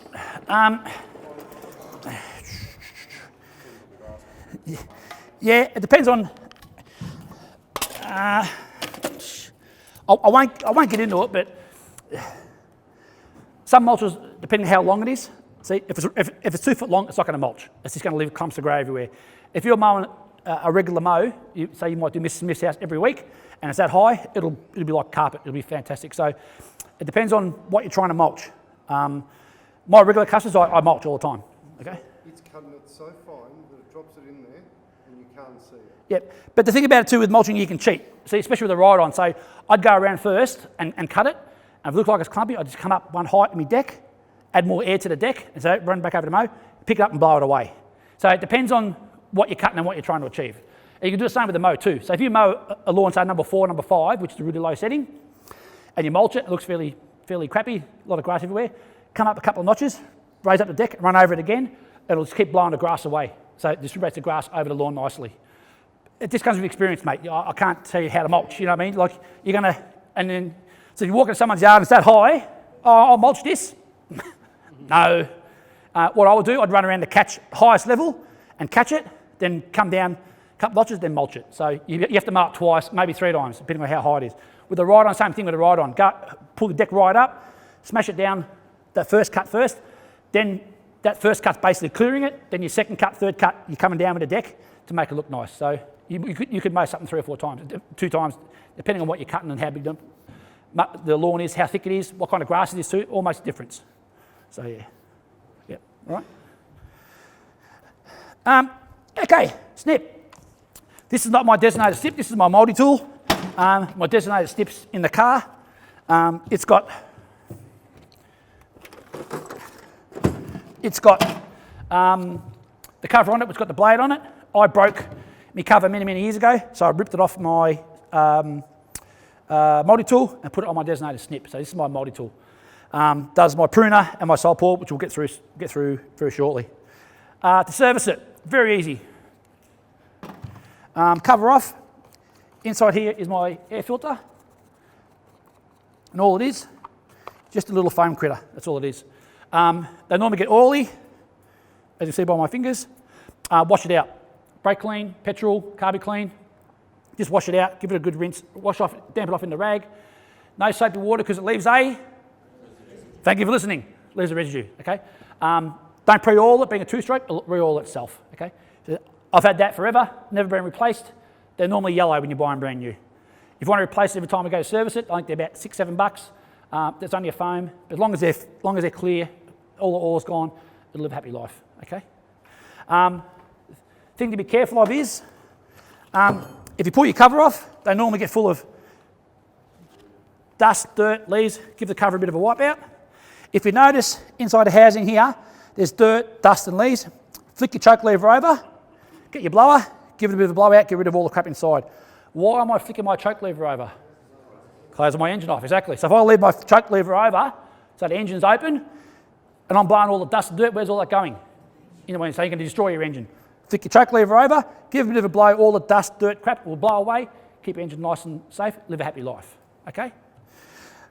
So give it a bit of a wash, a bit of a clean out, put it back on. What I do, these being a 2-stroke, it's what we call, it's air cooled. Where my finger is here, there's a vane disc. So as the engine's running, it sucks in cool air, blows through the engine, keep the engine cool. So with the incoming charge, which is air and fuel mixture, goes into the engine internally, cools that piston down. The incoming air gets sucked through the engine, cools the back of the engine down as well. That's how the engine cools down being a 2-stroke. There's no cooling system in it like a 4-stroke, okay? No cooling system. What it does though, that disc attracts a lot of leaves, dust, dirt and crap. What I do, have my engine running, just in my hand like that, with my blower. Don't stick it into the engine like that, because what's going to happen? You're going to destroy the disc in the back of the engine. Hold your blower just out a little bit, give it a bit of a blow, you'll see a big puff of dust, dirt, leaves and stuff. Blow off the disc, keep the disc nice and clean, makes the disc more efficient, keeps sucking in the cool air, keep your engine nice and cool. This stuff I've had 8 years, never replaced it, okay? All my stuff for 8 years, all Mariam, all 8 years, never replaced it, okay? That's all I do to service it. Give it a blowout, blow the dust and crap out of it, it'll be fine. You'll notice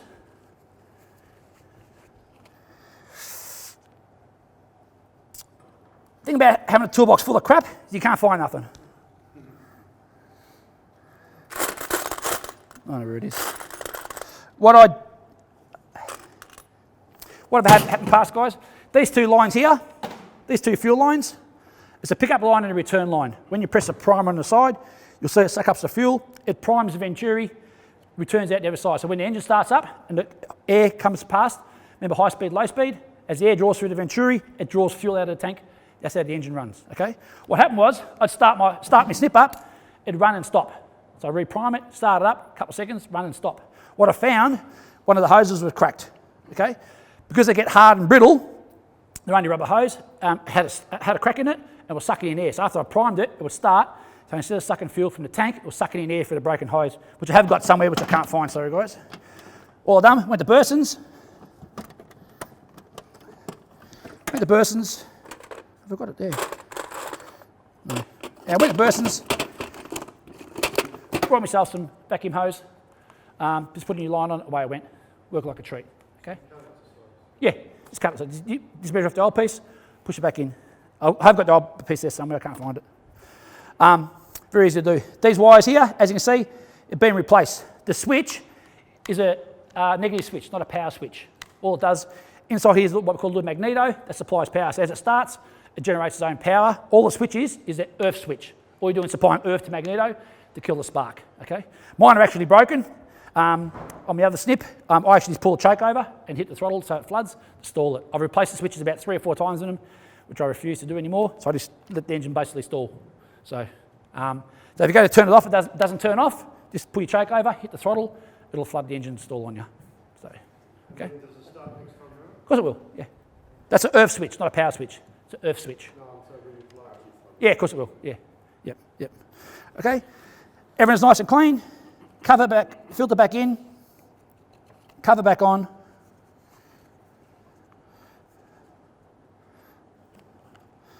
Cover back on. Bolt back in. Inside our tank, our pickup line is a fuel filter. What I use is a... Sorry, mate? Is it? Bass have a thing to do? Really? A little bit of wire with a hook on it. Just reach in, grab it out. It's a bastard. May take it long to catch a fish. That filter is serviceable, guys. Being in petrol, no need to clean it. It's already in petrol, but you can blow it out and service it. I normally check it if I'm looking for a problem. Normally you go from container to your tank, that filter will stay fairly clean. But if you're chasing a problem, hard to start, won't run, stalls, maybe check that. Could be something laying in the tank that you're not quite sure of. But you can replace them. It'll make it about $8, $9 to buy. Never have. I've always just blown them out. Part of your normal service procedure. Just blow it out, push it back onto the hose, drop it into the tank. It'll find where it wants to go as the engine starts up. You move it around, it just floats around the bottom of the tank. I just chucked a whipper slipper out because I was having problems with it, went through everything, but Go and get it. I got it for free, so. Ah, it's all right. Yeah. So coat hanger, that's a real thin bit of wire, but yeah, coat hanger, put a hook on it, pull it out. Pretty easy to do. Can anyone tell me what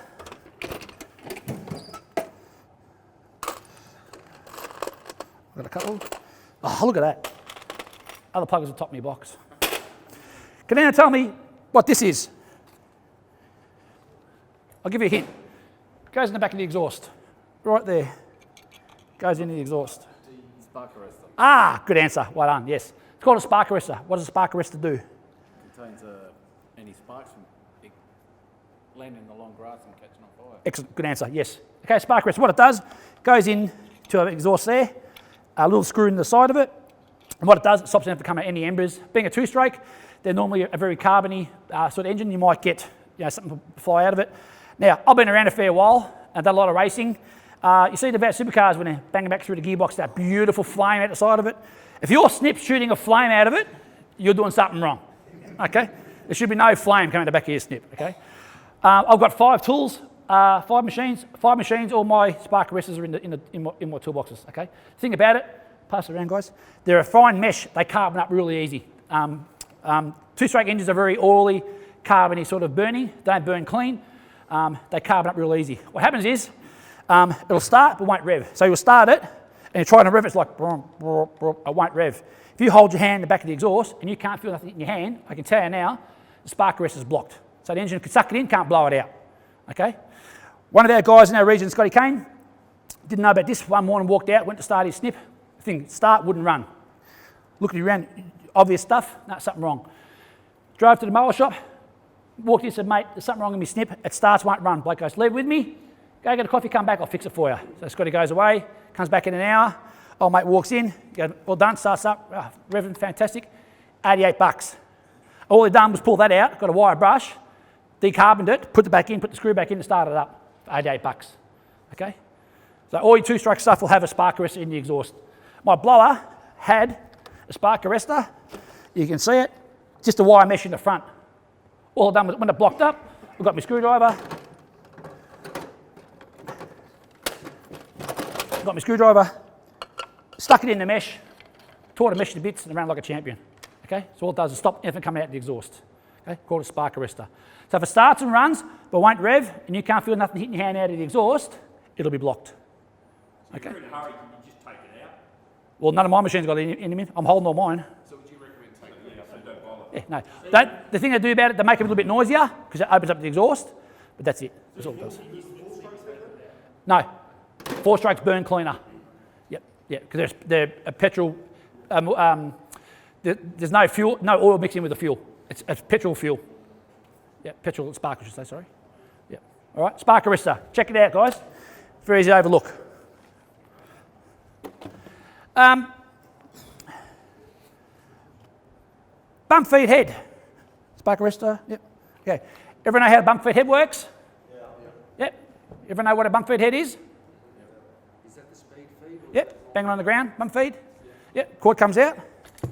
Most important thing you need to know, as you're snipping away, you hit a rock, hit a gutter, and the head flies apart. My heads are universal. You can buy them in a kit. They come in a kit like that. It's got all your, so if you buy a snip or you get a second-hand snip, and it has got a bump feed head on it, you can buy a universal kit. Inside there will come all the studs, the nuts, left-hand thread, right-hand thread, whatever you need. But just make sure you get the right rotation. My snips spin anti-clockwise, so a clockwise spinning head that bangs on the ground, no cord come out. You can bang it till it breaks, no cords coming out. So make sure whatever you get for your tool, make sure you get the right rotation head, okay? I can replace my covers. They normally wear out dragging on the concrete. They're about $8, $9 to buy. So if you just wear the cover out, don't buy a whole new snipper head, just replace the cover. Okay, that's what I do. Why just the cover? Just the cover. Yep. Yep. Okay. That's the wear out. Yeah. It look like that. Throw it away. Yeah. All right. Are you using the speed feed ones? Yep. Yep. Okay. So as you're snipping along, you hit a rock, you hit a gutter, you hit some curbing, it'll fly apart. Okay. The cover comes off. You might find the spool with a bit of wire, but the spring, gone. You can look all day. It's in the next neighbourhood. You won't find the spring, okay? You can buy a bag of replacement ones, like I've got a few, okay? Because when you can't find the spring, you can buy a bag of them for about $8, $9. You can buy 3 or 4 springs in a bag, okay? But they're normally gone, okay? So with the new spring and into your new cover, into the centre,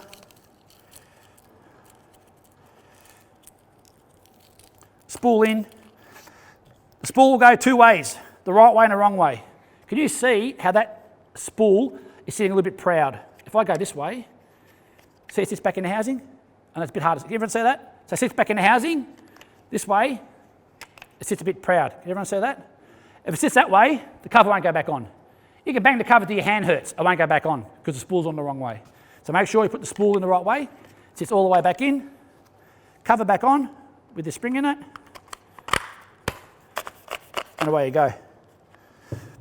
To line up the cord, there's 2 arrows in the back, line up with the holes.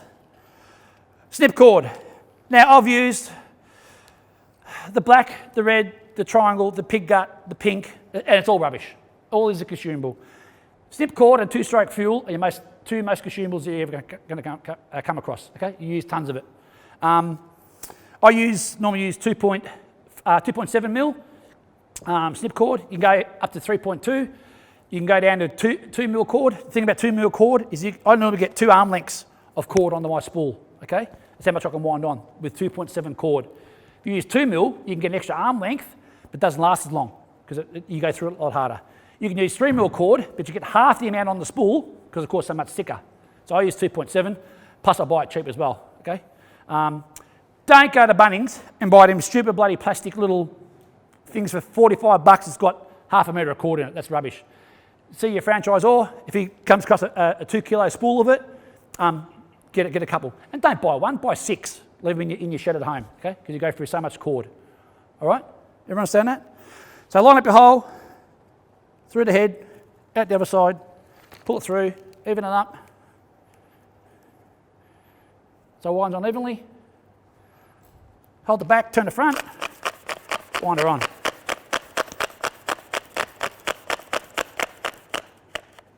And that's our cord in. Done. Okay? What was I going to say?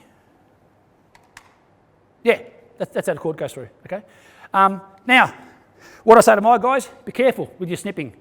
My snipping is anti-clockwise. So here's my house. So I'm snipping away from the windows, aren't I? So if my house is there and all the windows are there, I wouldn't be snipping towards the windows. So what's going to happen to the windows? You're going to knock them all out. Everyone here will break a window. Guarantee it. I've broken a couple of sliding glass doors, a laundry window, 2 windows on my own car. Okay? You'll all break a window. Okay? Straight to your insurance company. Oh, I just smashed the window out. One of our guys in our region a long time ago, early morning, Hoppers Crossing, industrial site, out of front of office building one day, sipping away, looked up, knocked the window out. That was the size of the whiteboards there. $4,000 to replace the window. Okay? You all will do it, trust me. Just try and eliminate it. Obviously, step away from the windows. Be smart as you're snipping. Footpath. Mum and the kids are walking along. You're snipping a nature strip. Stop. Let them walk past. You're standing with safety glasses, gloves, earmuffs. You've got all protection gear on. Little Johnny, no glasses. Snip an eye straight out. You'll pay for him the rest of your life. Stop. Let them walk past. Okay? Bump feed. As you bump it along, where am I standing when I run out of cord? Of course you are. You're not standing at the trailer. Think, oh, hang on, I'll just get some more cord out. You're in the backyard, yeah? Up against the back fence. And the car's on the street, yeah? So you're walking back through the yard, at the front yard to the trailer. But Jace is a smart bastard.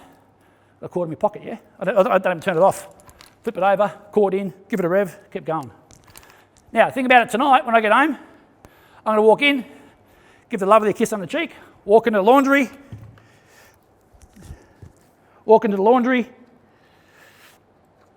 I have to get the cord in the pocket. Walk in the laundry, up to the washing machine, shirt off, pants off, in the washing machine. Tomorrow morning, she's going to turn the washing machine on and start yelling at me about halfway through the wash because there's a lot of smoke coming out the laundry and the washing machine seems to be on fire because the cord I left in my pocket has wrapped around that bastard thing in the middle of it and burnt my washing machine away. So remember to take the cord out of your pocket, leave it in your work bag or your car or your trailer. Don't leave the cord in your pocket because it'll cost you a washing machine like it did me. Okay? Little simple cord costs you $800.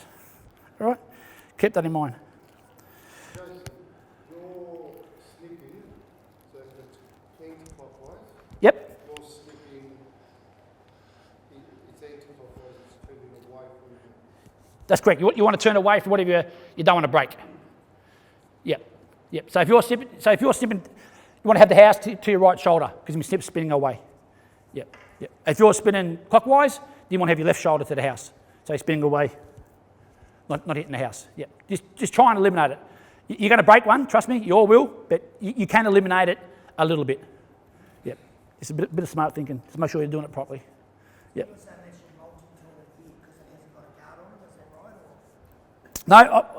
No, I've got my motor tool here because if I've got 2 people working for me, that's why I've got 2 mows, or actually 3 mows in my trailer. So if I've got young Cade working with me, I'm in the backyard, I've got my snip, my mower, he's in the front yard doing the strip in the front yard, he's got his snip mower, and away we go. So if you've got 2 people working for you, you haven't got a bloke waiting for the snip. He's there doing his own thing, his mow's there. I normally do the biggest yard because I'm a lot faster than Cade, but I do the biggest yard, let him do the smaller yards. We meet in the middle, blow the driveway down, we're out of there. So if you've got 2 people working for you, have 2 of everything. Yep, that's what I do. I was in line a long while ago now at a mower shop, went in to buy something.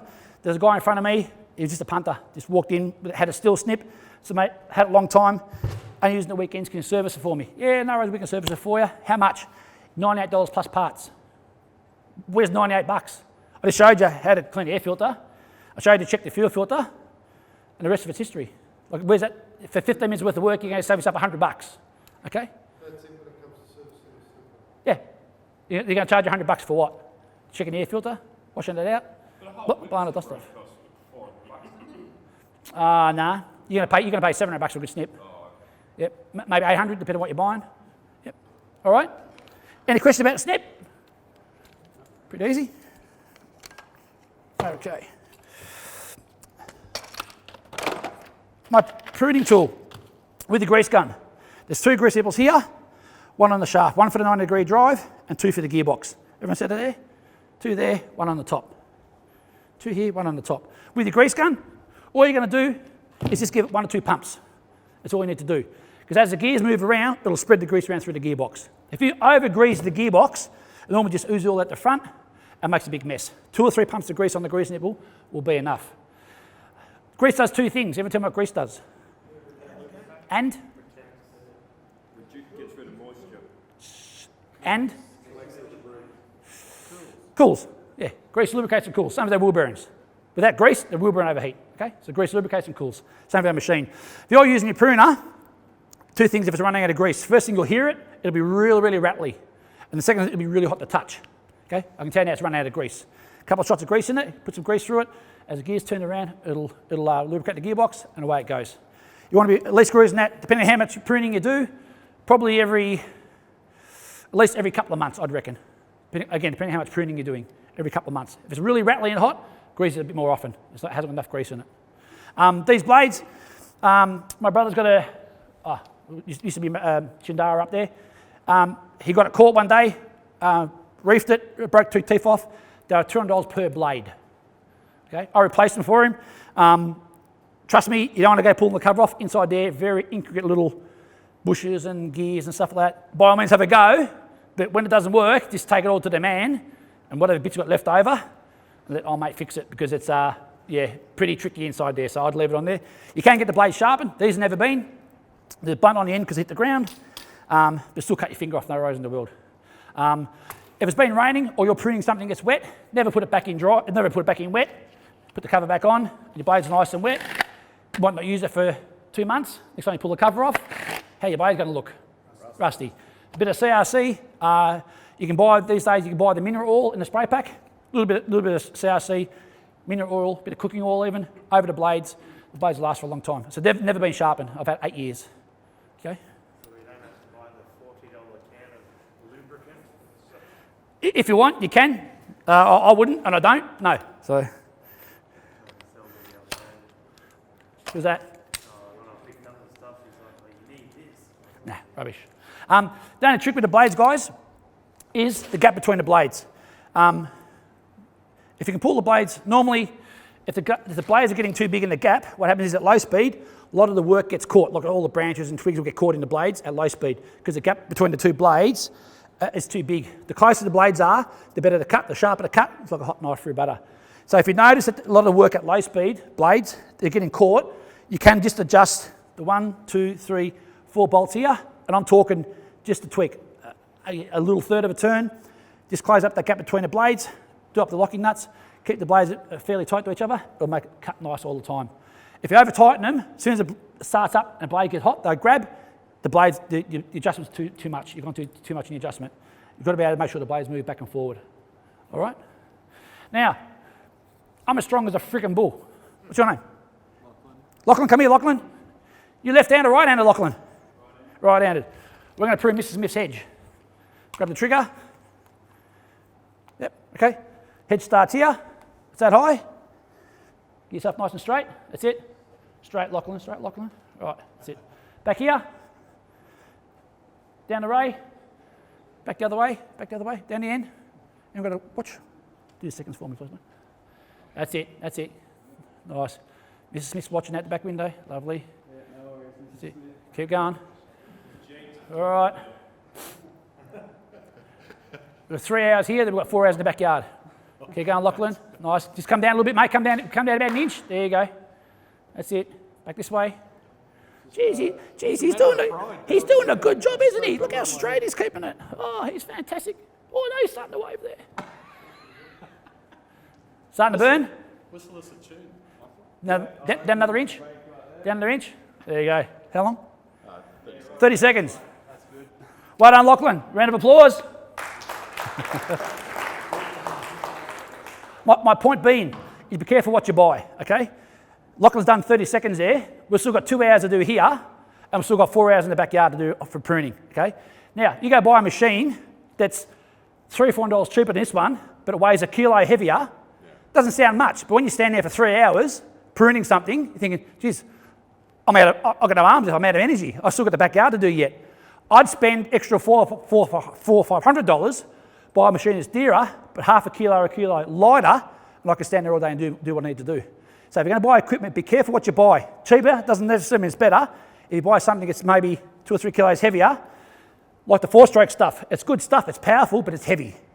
Okay? So you go pick up the 4-stroke and stand there for 30 seconds. I can tell you now, you'll last 20 because it's so much heavier.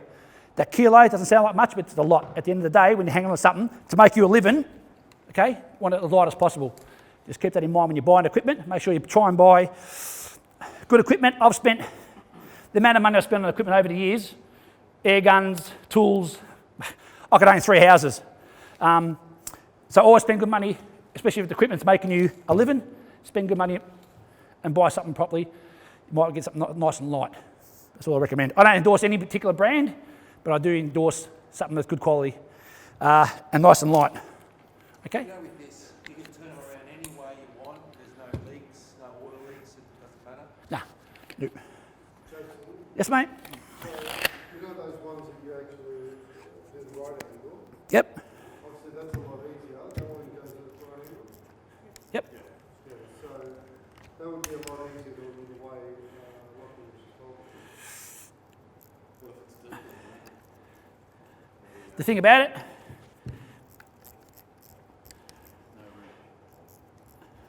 if it's like that, and you're standing that high, doing the hedge, can you see it? Yeah, well, Of course you can't. You can't see the blade. So how do you know what you're doing? If you're on a platform, still same thing. Trust me, try it, and you'll try it once thinking, that's rubbish. You want to be able to see the blade, see what you're cutting through. So you're going to get a platform, a bigger ladder, scissor lift, anything like that to make sure. Try it that way, but you'll try it once and think, mate, I can't see what I'm doing. then it's useless that you've got the fact that it's, you know, adjustable. It doesn't Yep. I think so, yeah. Yeah. I see what I'm doing. Yep, yep. This is my pole saw. Great for pruning. Obviously, it's a little small blade. Trying to cut through anything bigger than the blade.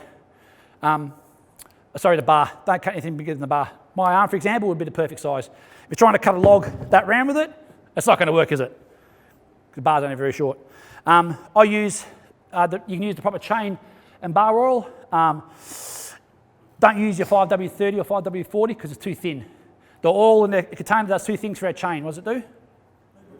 And cools. Well, good answer, yes. Okay, lubrication cools.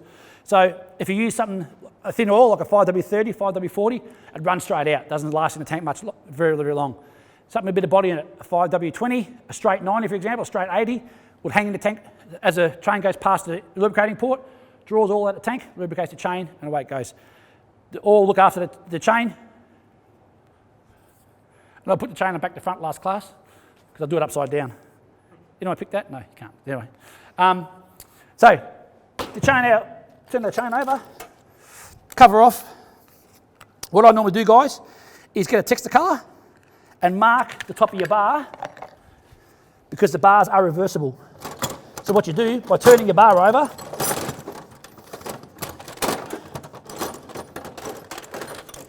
so mark top of your bar. So when you change your chain, turn your bar over. Okay? Because as you work goes through that, push down the bar, you wear the bottom of the bar out. You can reverse the bar over, so where's the top and the bottom of the bar? You get a longer life out of your bar. You can get the bar dressed, they put it in the machine, cut all the grooves nice and square for you, but you keep turning it over every time you put a fresh chain on, you'll get a longer life out of your bar. Okay? So with the texture colour mark, which is there I think, I'm going to turn it over. And I'm going to put my chain on the right way. Okay. Now think about with your chain, don't have one chain, guys. Have 3 or 4 chains. Same with your chainsaw. I've got 4 chains. One on the chain, sorry, one on the bar, 4 at the shop getting sharpened as we speak. Okay. Don't have one chain. Have 2 or 3. Okay. When you go to change your chain over, give it a bit of a clean. Give the cover a clean. all the crap and stuff out of it. The port I mentioned earlier is there. Set an oil port. So as the chain goes past that port, it draws it all out of the tank. So when you change your chain, give it all clean. Make sure there's no sawdust in there, any crap in there. That all, okay? As the chain goes past the port, sucks the oil out, lubricates our chain. Yeah, so make sure it's all nice and clean. So back on. The right way to put our chain, set of teeth, set of 45-degree angles on the teeth. They face to the front because the chain goes that way. Okay, so our 45 degrees are rotating that way. You can see that? See the 45s on the teeth? That's our teeth there, okay? Back onto our saw.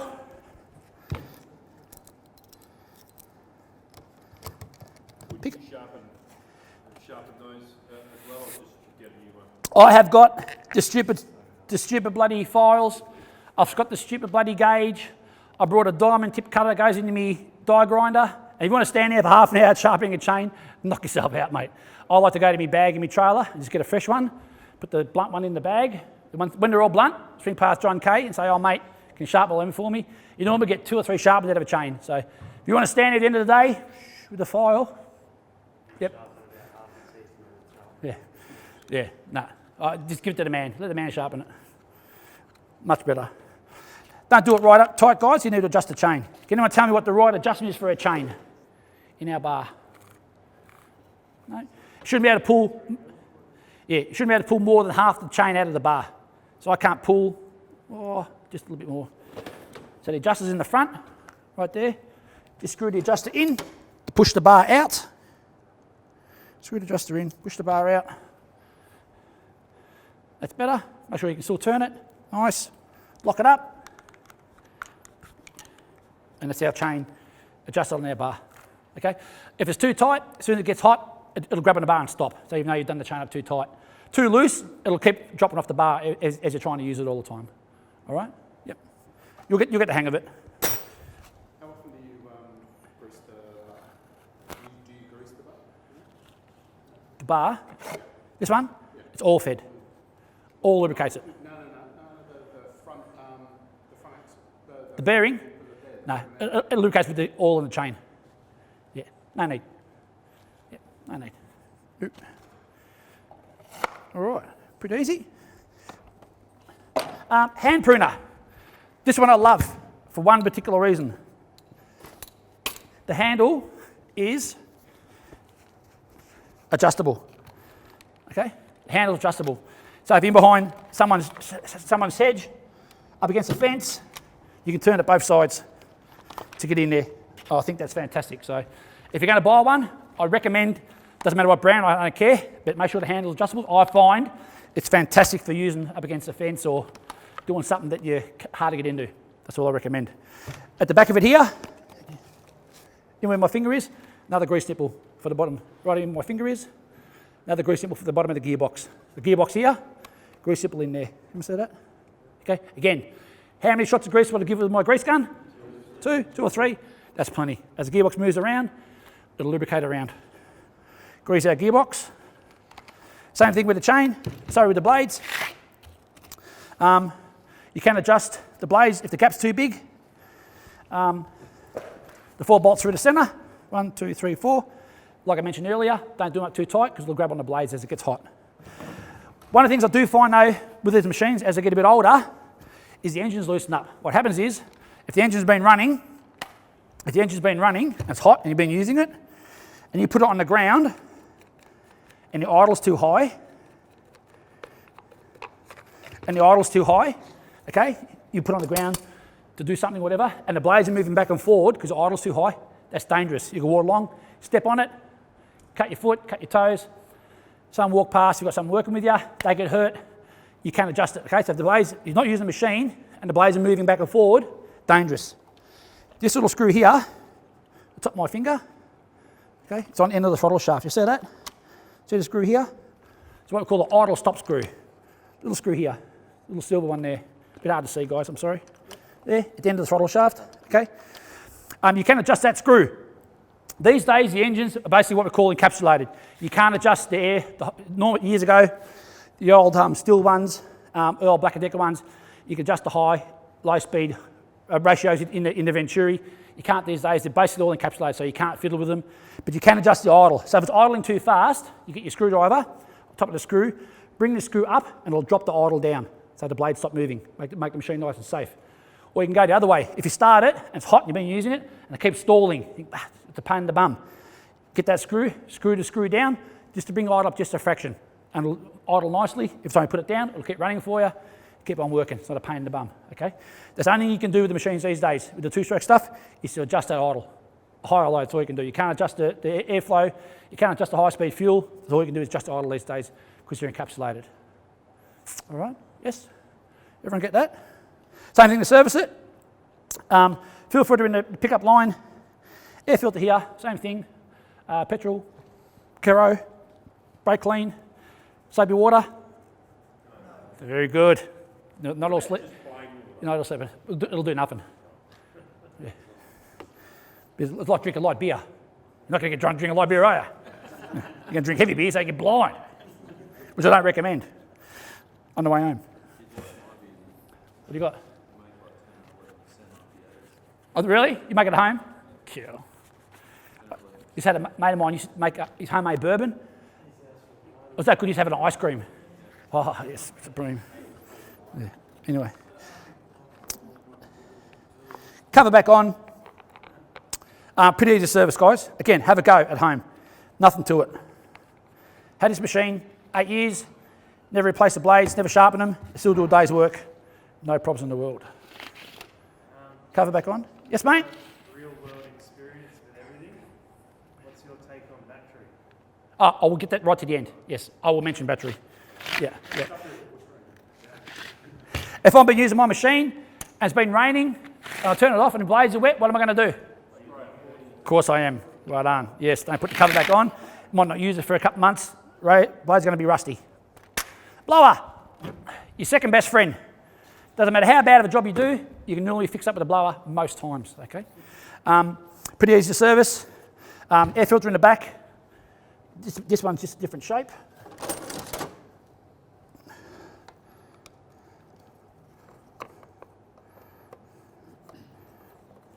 This one's just a different shape. It's a half moon. That's all it is. Same thing, foam one, just a half moon one. That's all it is. Mickey D one day goes to me, mate, look at this four-stroke blower. It's not working. It's been sitting in the back doorstep for a couple of years. Have a look at it for me. Yeah. Bring it over. He brings it over, gives it to me. The first thing I notice, the two fuel lines here are gone. They're gone. Pretty obvious why it's not going to run. It's got no fuel lines. So I get some hose out, muck around, work out which ones to suction and return, put them on, fill it full of fuel, give it a pull, it runs like a champion. For 2 years, at the back doorstep, we could work out where the hoses had gone. Okay, have a look. It's normally something pretty simple. This little hose here, guys, comes more into play in summertime. It's called a one-way check valve. What the one-way check valve does, it releases the pressure in the tank, because the tank's a sealed unit, okay? So summertime, if you open up your trailer, side of your door, and your tank in your blower is that big, it should be only that big, the pressure's not escaping because your one-way check valve is blocked. If you pop the top of it off, inside of it, it's just a little black check valve. Just pop it out like that. And that's all it is. It'll be this dirty. Is it a little check valve? Very hard to see, guys, so sorry, I apologise for that. That's all it is. What it does, when it gets to a certain pressure, it just opens up, let the pressure out of the tank. So if you open the side of your trailer up and you can smell fuel, I think, wow, it's really bad fuel smell, or you pick up the machine and it's dripping full of fuel, I can tell you now the check valve will be blocked, okay? All you do is just pull it apart. It's a little simple little critter. Pull it apart, it'll be full of dirt and dust. Give it a bit of a clean out. Make sure the housing's clean. Push it back in. Pop the lid back on. Back onto the hose. It's like a breather. It's like a breather, but it only breathes one way, not the other. Back into the housing. And it'll live a happy life. No problems in the world. Okay? This blower here, I've got the unit in the shed, in my trailer, converts into a vac. You pull the snorkel off, put the bag onto it, over your shoulder. On the front here, you put the big snorkel. It goes on it picks up all the leaves. Doesn't work that good, doesn't work that bad, okay? For $300 or $400, for whatever the kit cost me, you're better off to blow it in a corner and pick up with a rake, I reckon, anyway. pick up with there, blow it with a rake. It doesn't work that good, that bad. But what's happened to me over a couple of times is, so you take this cover off, and in here is a 3-fingered little blade. As it sucks in the leaves, it mulches them up, it spits into the bag, okay? This is a health and safety issue. A few years back, young Liam left a job, went to another job, he gets the blower out, walks over to me, and this cover's gone. I said, Liam, where's the cover? He said, oh, it's gone, mate. It's either going to be in the trailer or when you open up the door, in the gutter, because it can't go too far. We looked and it was gone. So obviously, it's OH&S. You've covered that this week, OH&S. So, of course, you fill out your paperwork and leave it in your car, because if you're unlucky like me, you probably get the old mate come along one day, oh, mate, OH&S officer, he's going to take you over the ringer. So this happened to me. So I went home that night thinking, what am I going to do? Got the wife's laundry basket, cut the side of it out, traced it out, a couple of screws, and I made myself a little cover, and I had to buy a new washing basket. So washing machine so far and a washing basket, okay? Yeah, so obviously keep that in mind. Do whatever you can to keep your machine going. Pretty easy to do. But with the cord, it's happened to me about 4 or 5 times. You're blowing away, and the cord, the almighty cord, is hanging out your pocket, just like that, and it'll suck in through the cord, into the side of the housing, wrap around the blade and stop on you, okay? So you've got to spend 20 minutes pulling all the cover off, unwrapping the cord out of it. So be careful with the cord. It's either going to cost you 20 minutes on the side of the road, pulling out of your blower, or it's going to cost you $800 for your washing machine. So the almighty cord is quite dangerous, so just be careful of the cord, okay? But pretty easy to do. Again, same air filter in the tank, spark plug if needed. I showed you a spark arrestor, a little bit of wire mesh. They live happy life, go forever, okay? Nothing too hard about them. Any questions so far? Everyone understood what I've said? Yeah. Even better. Well done. Fuel. Why do we have 2-stroke fuel? Why do we need it? And what it does 2 functions for us, I mentioned earlier. 2-stroke fuel does and cools. Excellent. Yes, well done, of course. Okay. Now, I have my yellow container is my 4-stroke fuel, so it goes into my 2 lawnmowers and my ride-on, okay? With your ride-on, be careful. Be careful with the ride-on, because the new ones these days, they're using E10, some are using E85. So if you buy a brand new ride-on, it'll tell on your top of your fuel cap, E85 only, or E10 only, or super, or whatever it's got. Diesel, if you buy a diesel one, make sure you put the right fuel in. If you put the wrong fuel into it, and it blows up, and you take it back to the mower shop, first thing you're going to do is take a sample of the fuel off to the lab and say, mate, this is E85, it should have just standard petrol in it, no warranty, okay? So you might have to get yourself another container. Okay? I've got a yellow container, so I've got what's your name? William. William worked with me, so William mows out of fuel, William, my yellow container into my mow. My 2-stroke, red container, William blows out of fuel, get my red container, could be water in there for William, no, it doesn't matter. Red container into my 2-stroke stuff, can't get it wrong. Have some sort of system. It sounds easy, yeah? Mickey D, a long while ago, had one of his, done a course on the Saturday. Guy goes, mate, I want to come work with you tomorrow. I don't know how to snip. Mickey goes, come out with me, got to do a few mowing jobs, you can practice. Sweet. Mickey's on the ride-on, bloke's using the snipper, snip stops, runs out of fuel. Goes to Mickey D, mate's out of fuel. Mike goes, go to my trailer, get the white container, fill it up, get going. Off to the trailer, I'll make it the white container, fills up the snip, standing there. Won't go. Goes over to Mike, goes, mate, won't start. Mike goes, what do you mean, mate, won't start? You put fuel? Yeah, put fuel. Funny thing about it, though, it was really soapy. Mike goes, hang on, mate, show me what you put in. Walk back to the trailer, white container of Roundup. True story? Okay? So it sounds easy. Oh, get the white container. White container Roundup. He didn't know any better. Okay? So have some sort of system. Yellow container, red container, blue container. Have a 2. It doesn't matter. Yeah? If you've got a ride-on with E85, have a separate container for E85. Okay? Now, I know, before you say it, this is my diesel container, this is my 2-stroke container, green's petrol, yes, I know, but yellow's easy, it's red. So, but again, have some sort of system in place, okay? What I do though, with my 2-stroke, at summertime, my machine's a 50 to 1. So 200 mils of oil to 10 litres of fuel is my 50-to-1 mix. I run my mix a bit stronger. Summertime, when the machines are hot, 40-degree days, you'll all be working in them. 40-degree days, the machines work hot. So it's relying on incoming charge to cool the machine down and keep it lubricated, yes? So if you make the charge, say 250 mils, put a bit more oil in the charge, so it keeps lubricating the machine. On a really hot day, it's sucking in hot air through the back of the machine, hot fuel and oil going into it, it runs hot all the day. Make the charge a bit stronger, so it's more lubrication, more cooling on the piston, the machine will live a happy life. If you run the charge too lean, say run at 150 mil, the machine won't last too long, it's going to burn away. Two-stroke motorbikes, here I'd ride along, the piston grabbed in the bore. Why did I grab in the bore? Because I overswelled in the bore. 1.5 piston to bore clearance, piston overswells, grabs in the bore, trashes the piston, trashes the bore. Our little machines are like that. They're not powerful, but they're high revving. That's all they are. They barely make any horsepower. There's more RPM that does all the cutting. Like your snip, for example. If your cord snipped that far, it'll barely turn. It can't turn the cord, it'll wrap around the head. The shorter the cord, the faster the head speed, nice and easy as the snip is to use. Okay? Like around roses, high RPM, short cord, you can prune really, really nice, real delicate pruning. Okay? So what are you suggesting to run in the hot days? If your machine's a 50-to-1 on a 10-litre container, it's 200 mils of oil. Okay? I'd run 250. Make the charge a bit stronger. The only thing it'll do, it might, when you first start it, might give it just a little puff of smoke. That's all it's going to do. It won't harm the engine, won't blow it up, won't clog it up, won't do nothing at all. You can go, I wouldn't go any more than 250.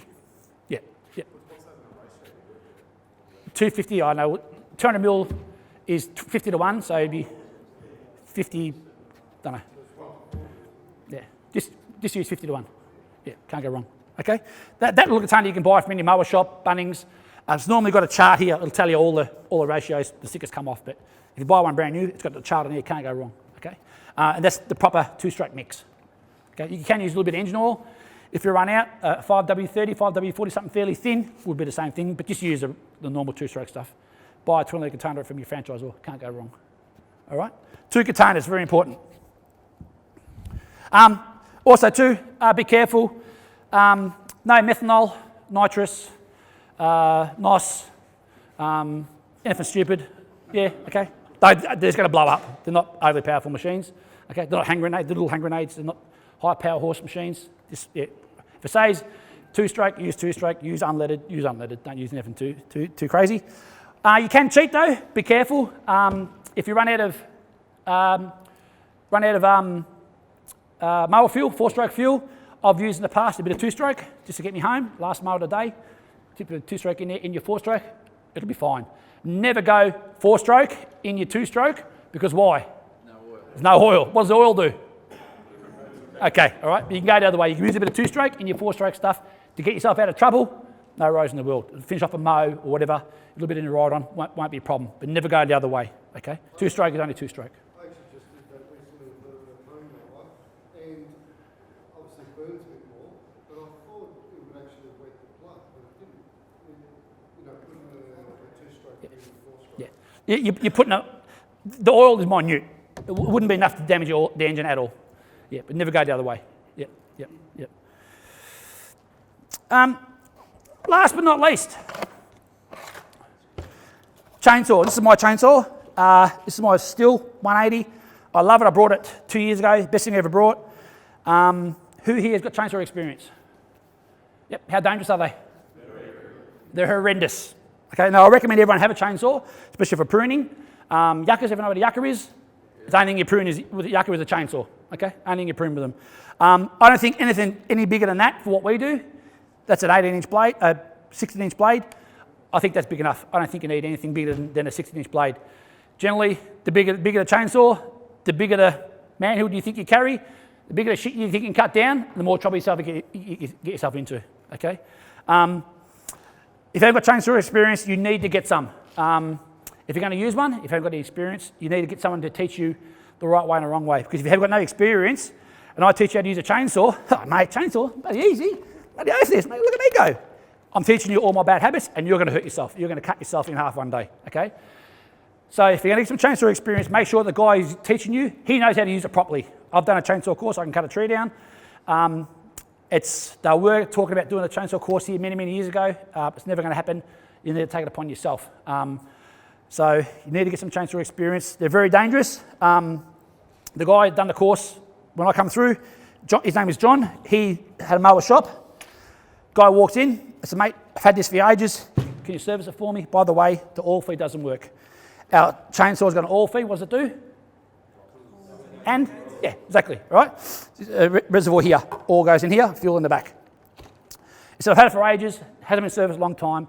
Service it. By the way, oil feed doesn't work. Can you fix it for me? Yep, no worries. Give you a call when it's finished. A couple of days later, come and get it, mate. It's all done. Old mate walks in. Goes, there it is. He goes, mate, show me the oil feed works. John goes, come out the back fence. Old rickety fence, colour-bond fence. John starts it up, this close to the fence, revving it. Oil's hitting the fence. Dog jumps on the fence, hits the saw into John's face. Brake comes on, 7 stitches in his chin. In seconds, happened like that, half a second. Old mate who owned the saw was standing next to him. He rang the ambulance, come and get him. Okay, so they are incredibly dangerous. Google chainsaw accidents. There's some horrendous shit. The chainsaw just cuts shit off. Okay, goes through your leg, through your arms. What? They're horrendous. Yeah, have a look. There's some horrendous stuff. You've all got your PPE kits. So you've got your chaps, your full face mask or whatever. When I first started gyms, my first pruning job, got the job. I always go to the trailer, put the chaps on. You know, you look like a gunslinger. You walk in, done the job. No worries, yep, all good. Second pruning job, trailer, put the chaps on, done the job, no worries. Actually with the pruner. Third job, I'm a gyms guy.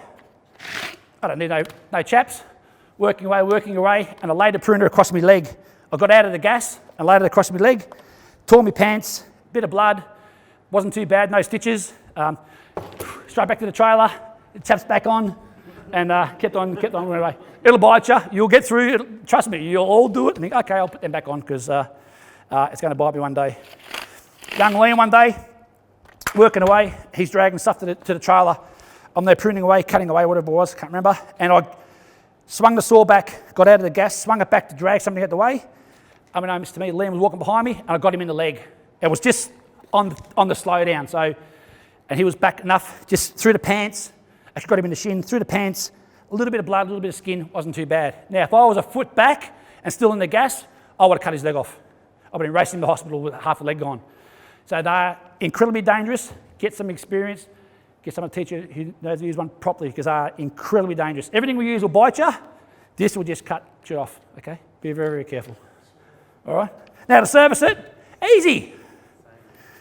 Nothing to service it.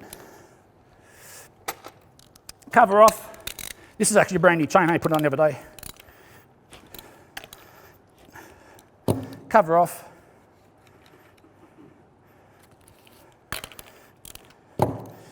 I said, don't have one chain in your trailer, guys. Have 4 or 5, okay? As you can see, I used it the other day. So what you're going to do, get a little crap out of it.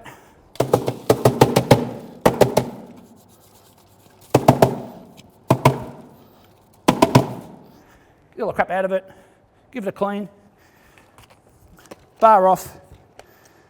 So if I was going to change the chain over, what would I do with my bar? Flip it over, exactly right. Get a good life out of my bar. You can get the bar dressed. So normally every if you had your chain sharpened probably 3 or 4 times, put your bar back in to get it redressed. You'll get a good life out of your bar. That's probably $80 worth of bar there. So to get it dressed for 10, 15 bucks, you get a bit more life out of it. You're going to save yourself some money over the long run, okay? Bar? No. If you're going to damage a bar, you're using a chainsaw wrong. Yep. You should wear the chain out, burn the chain out first before you ever damage a bar. Normally the most damage a bar will get if it runs out of oil. Because not only does the oil lubricate the chain and keep the chain cool, it does the bar as well. So if it runs out of oil, you're going to damage both. Yep, okay. Again, so clean all the crap out of it. Along here is the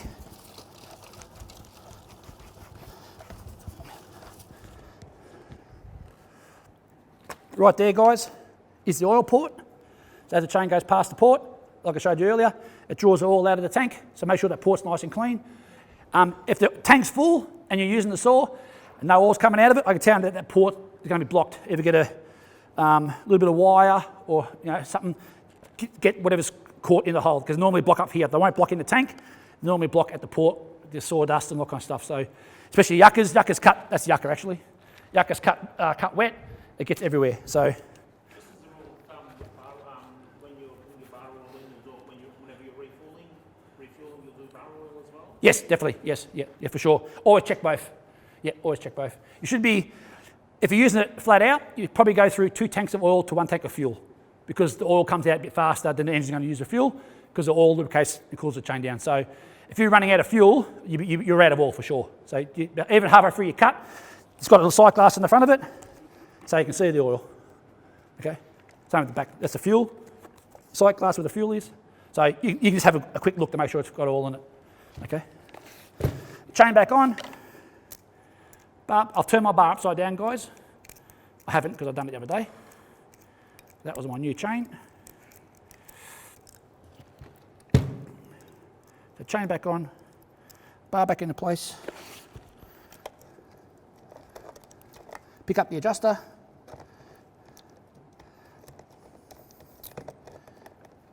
I'm going to adjust my chain. What's the correct adjustment for my chain, guys?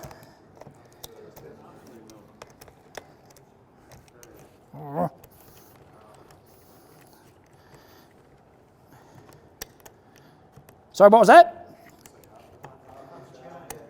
Yes, half thick's the chain. It's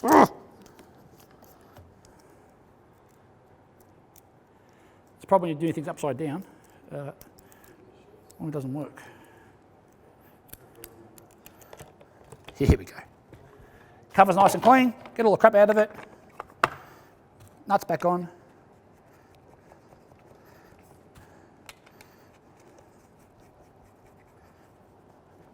Don't lock it right up until we adjust our bar. Yes. Sorry, adjust our chain. Which that should be fairly good. Not too loose. Back it off. Adjuster's in the front. Screw the adjuster in to push the bar out.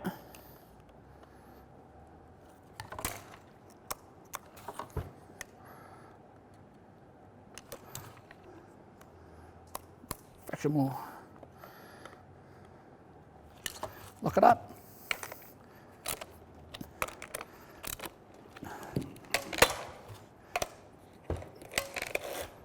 Beautiful. That's the chain adjusted. Okay. Oil in the front, fuel in the back. Air filter is on the cover, which I've got to undo the screw, but air filter's inside the cover there. You just take the cover off. Air filter, just blow it out, being a paper filter. It'll clean out nicely. No problems at all. That's it.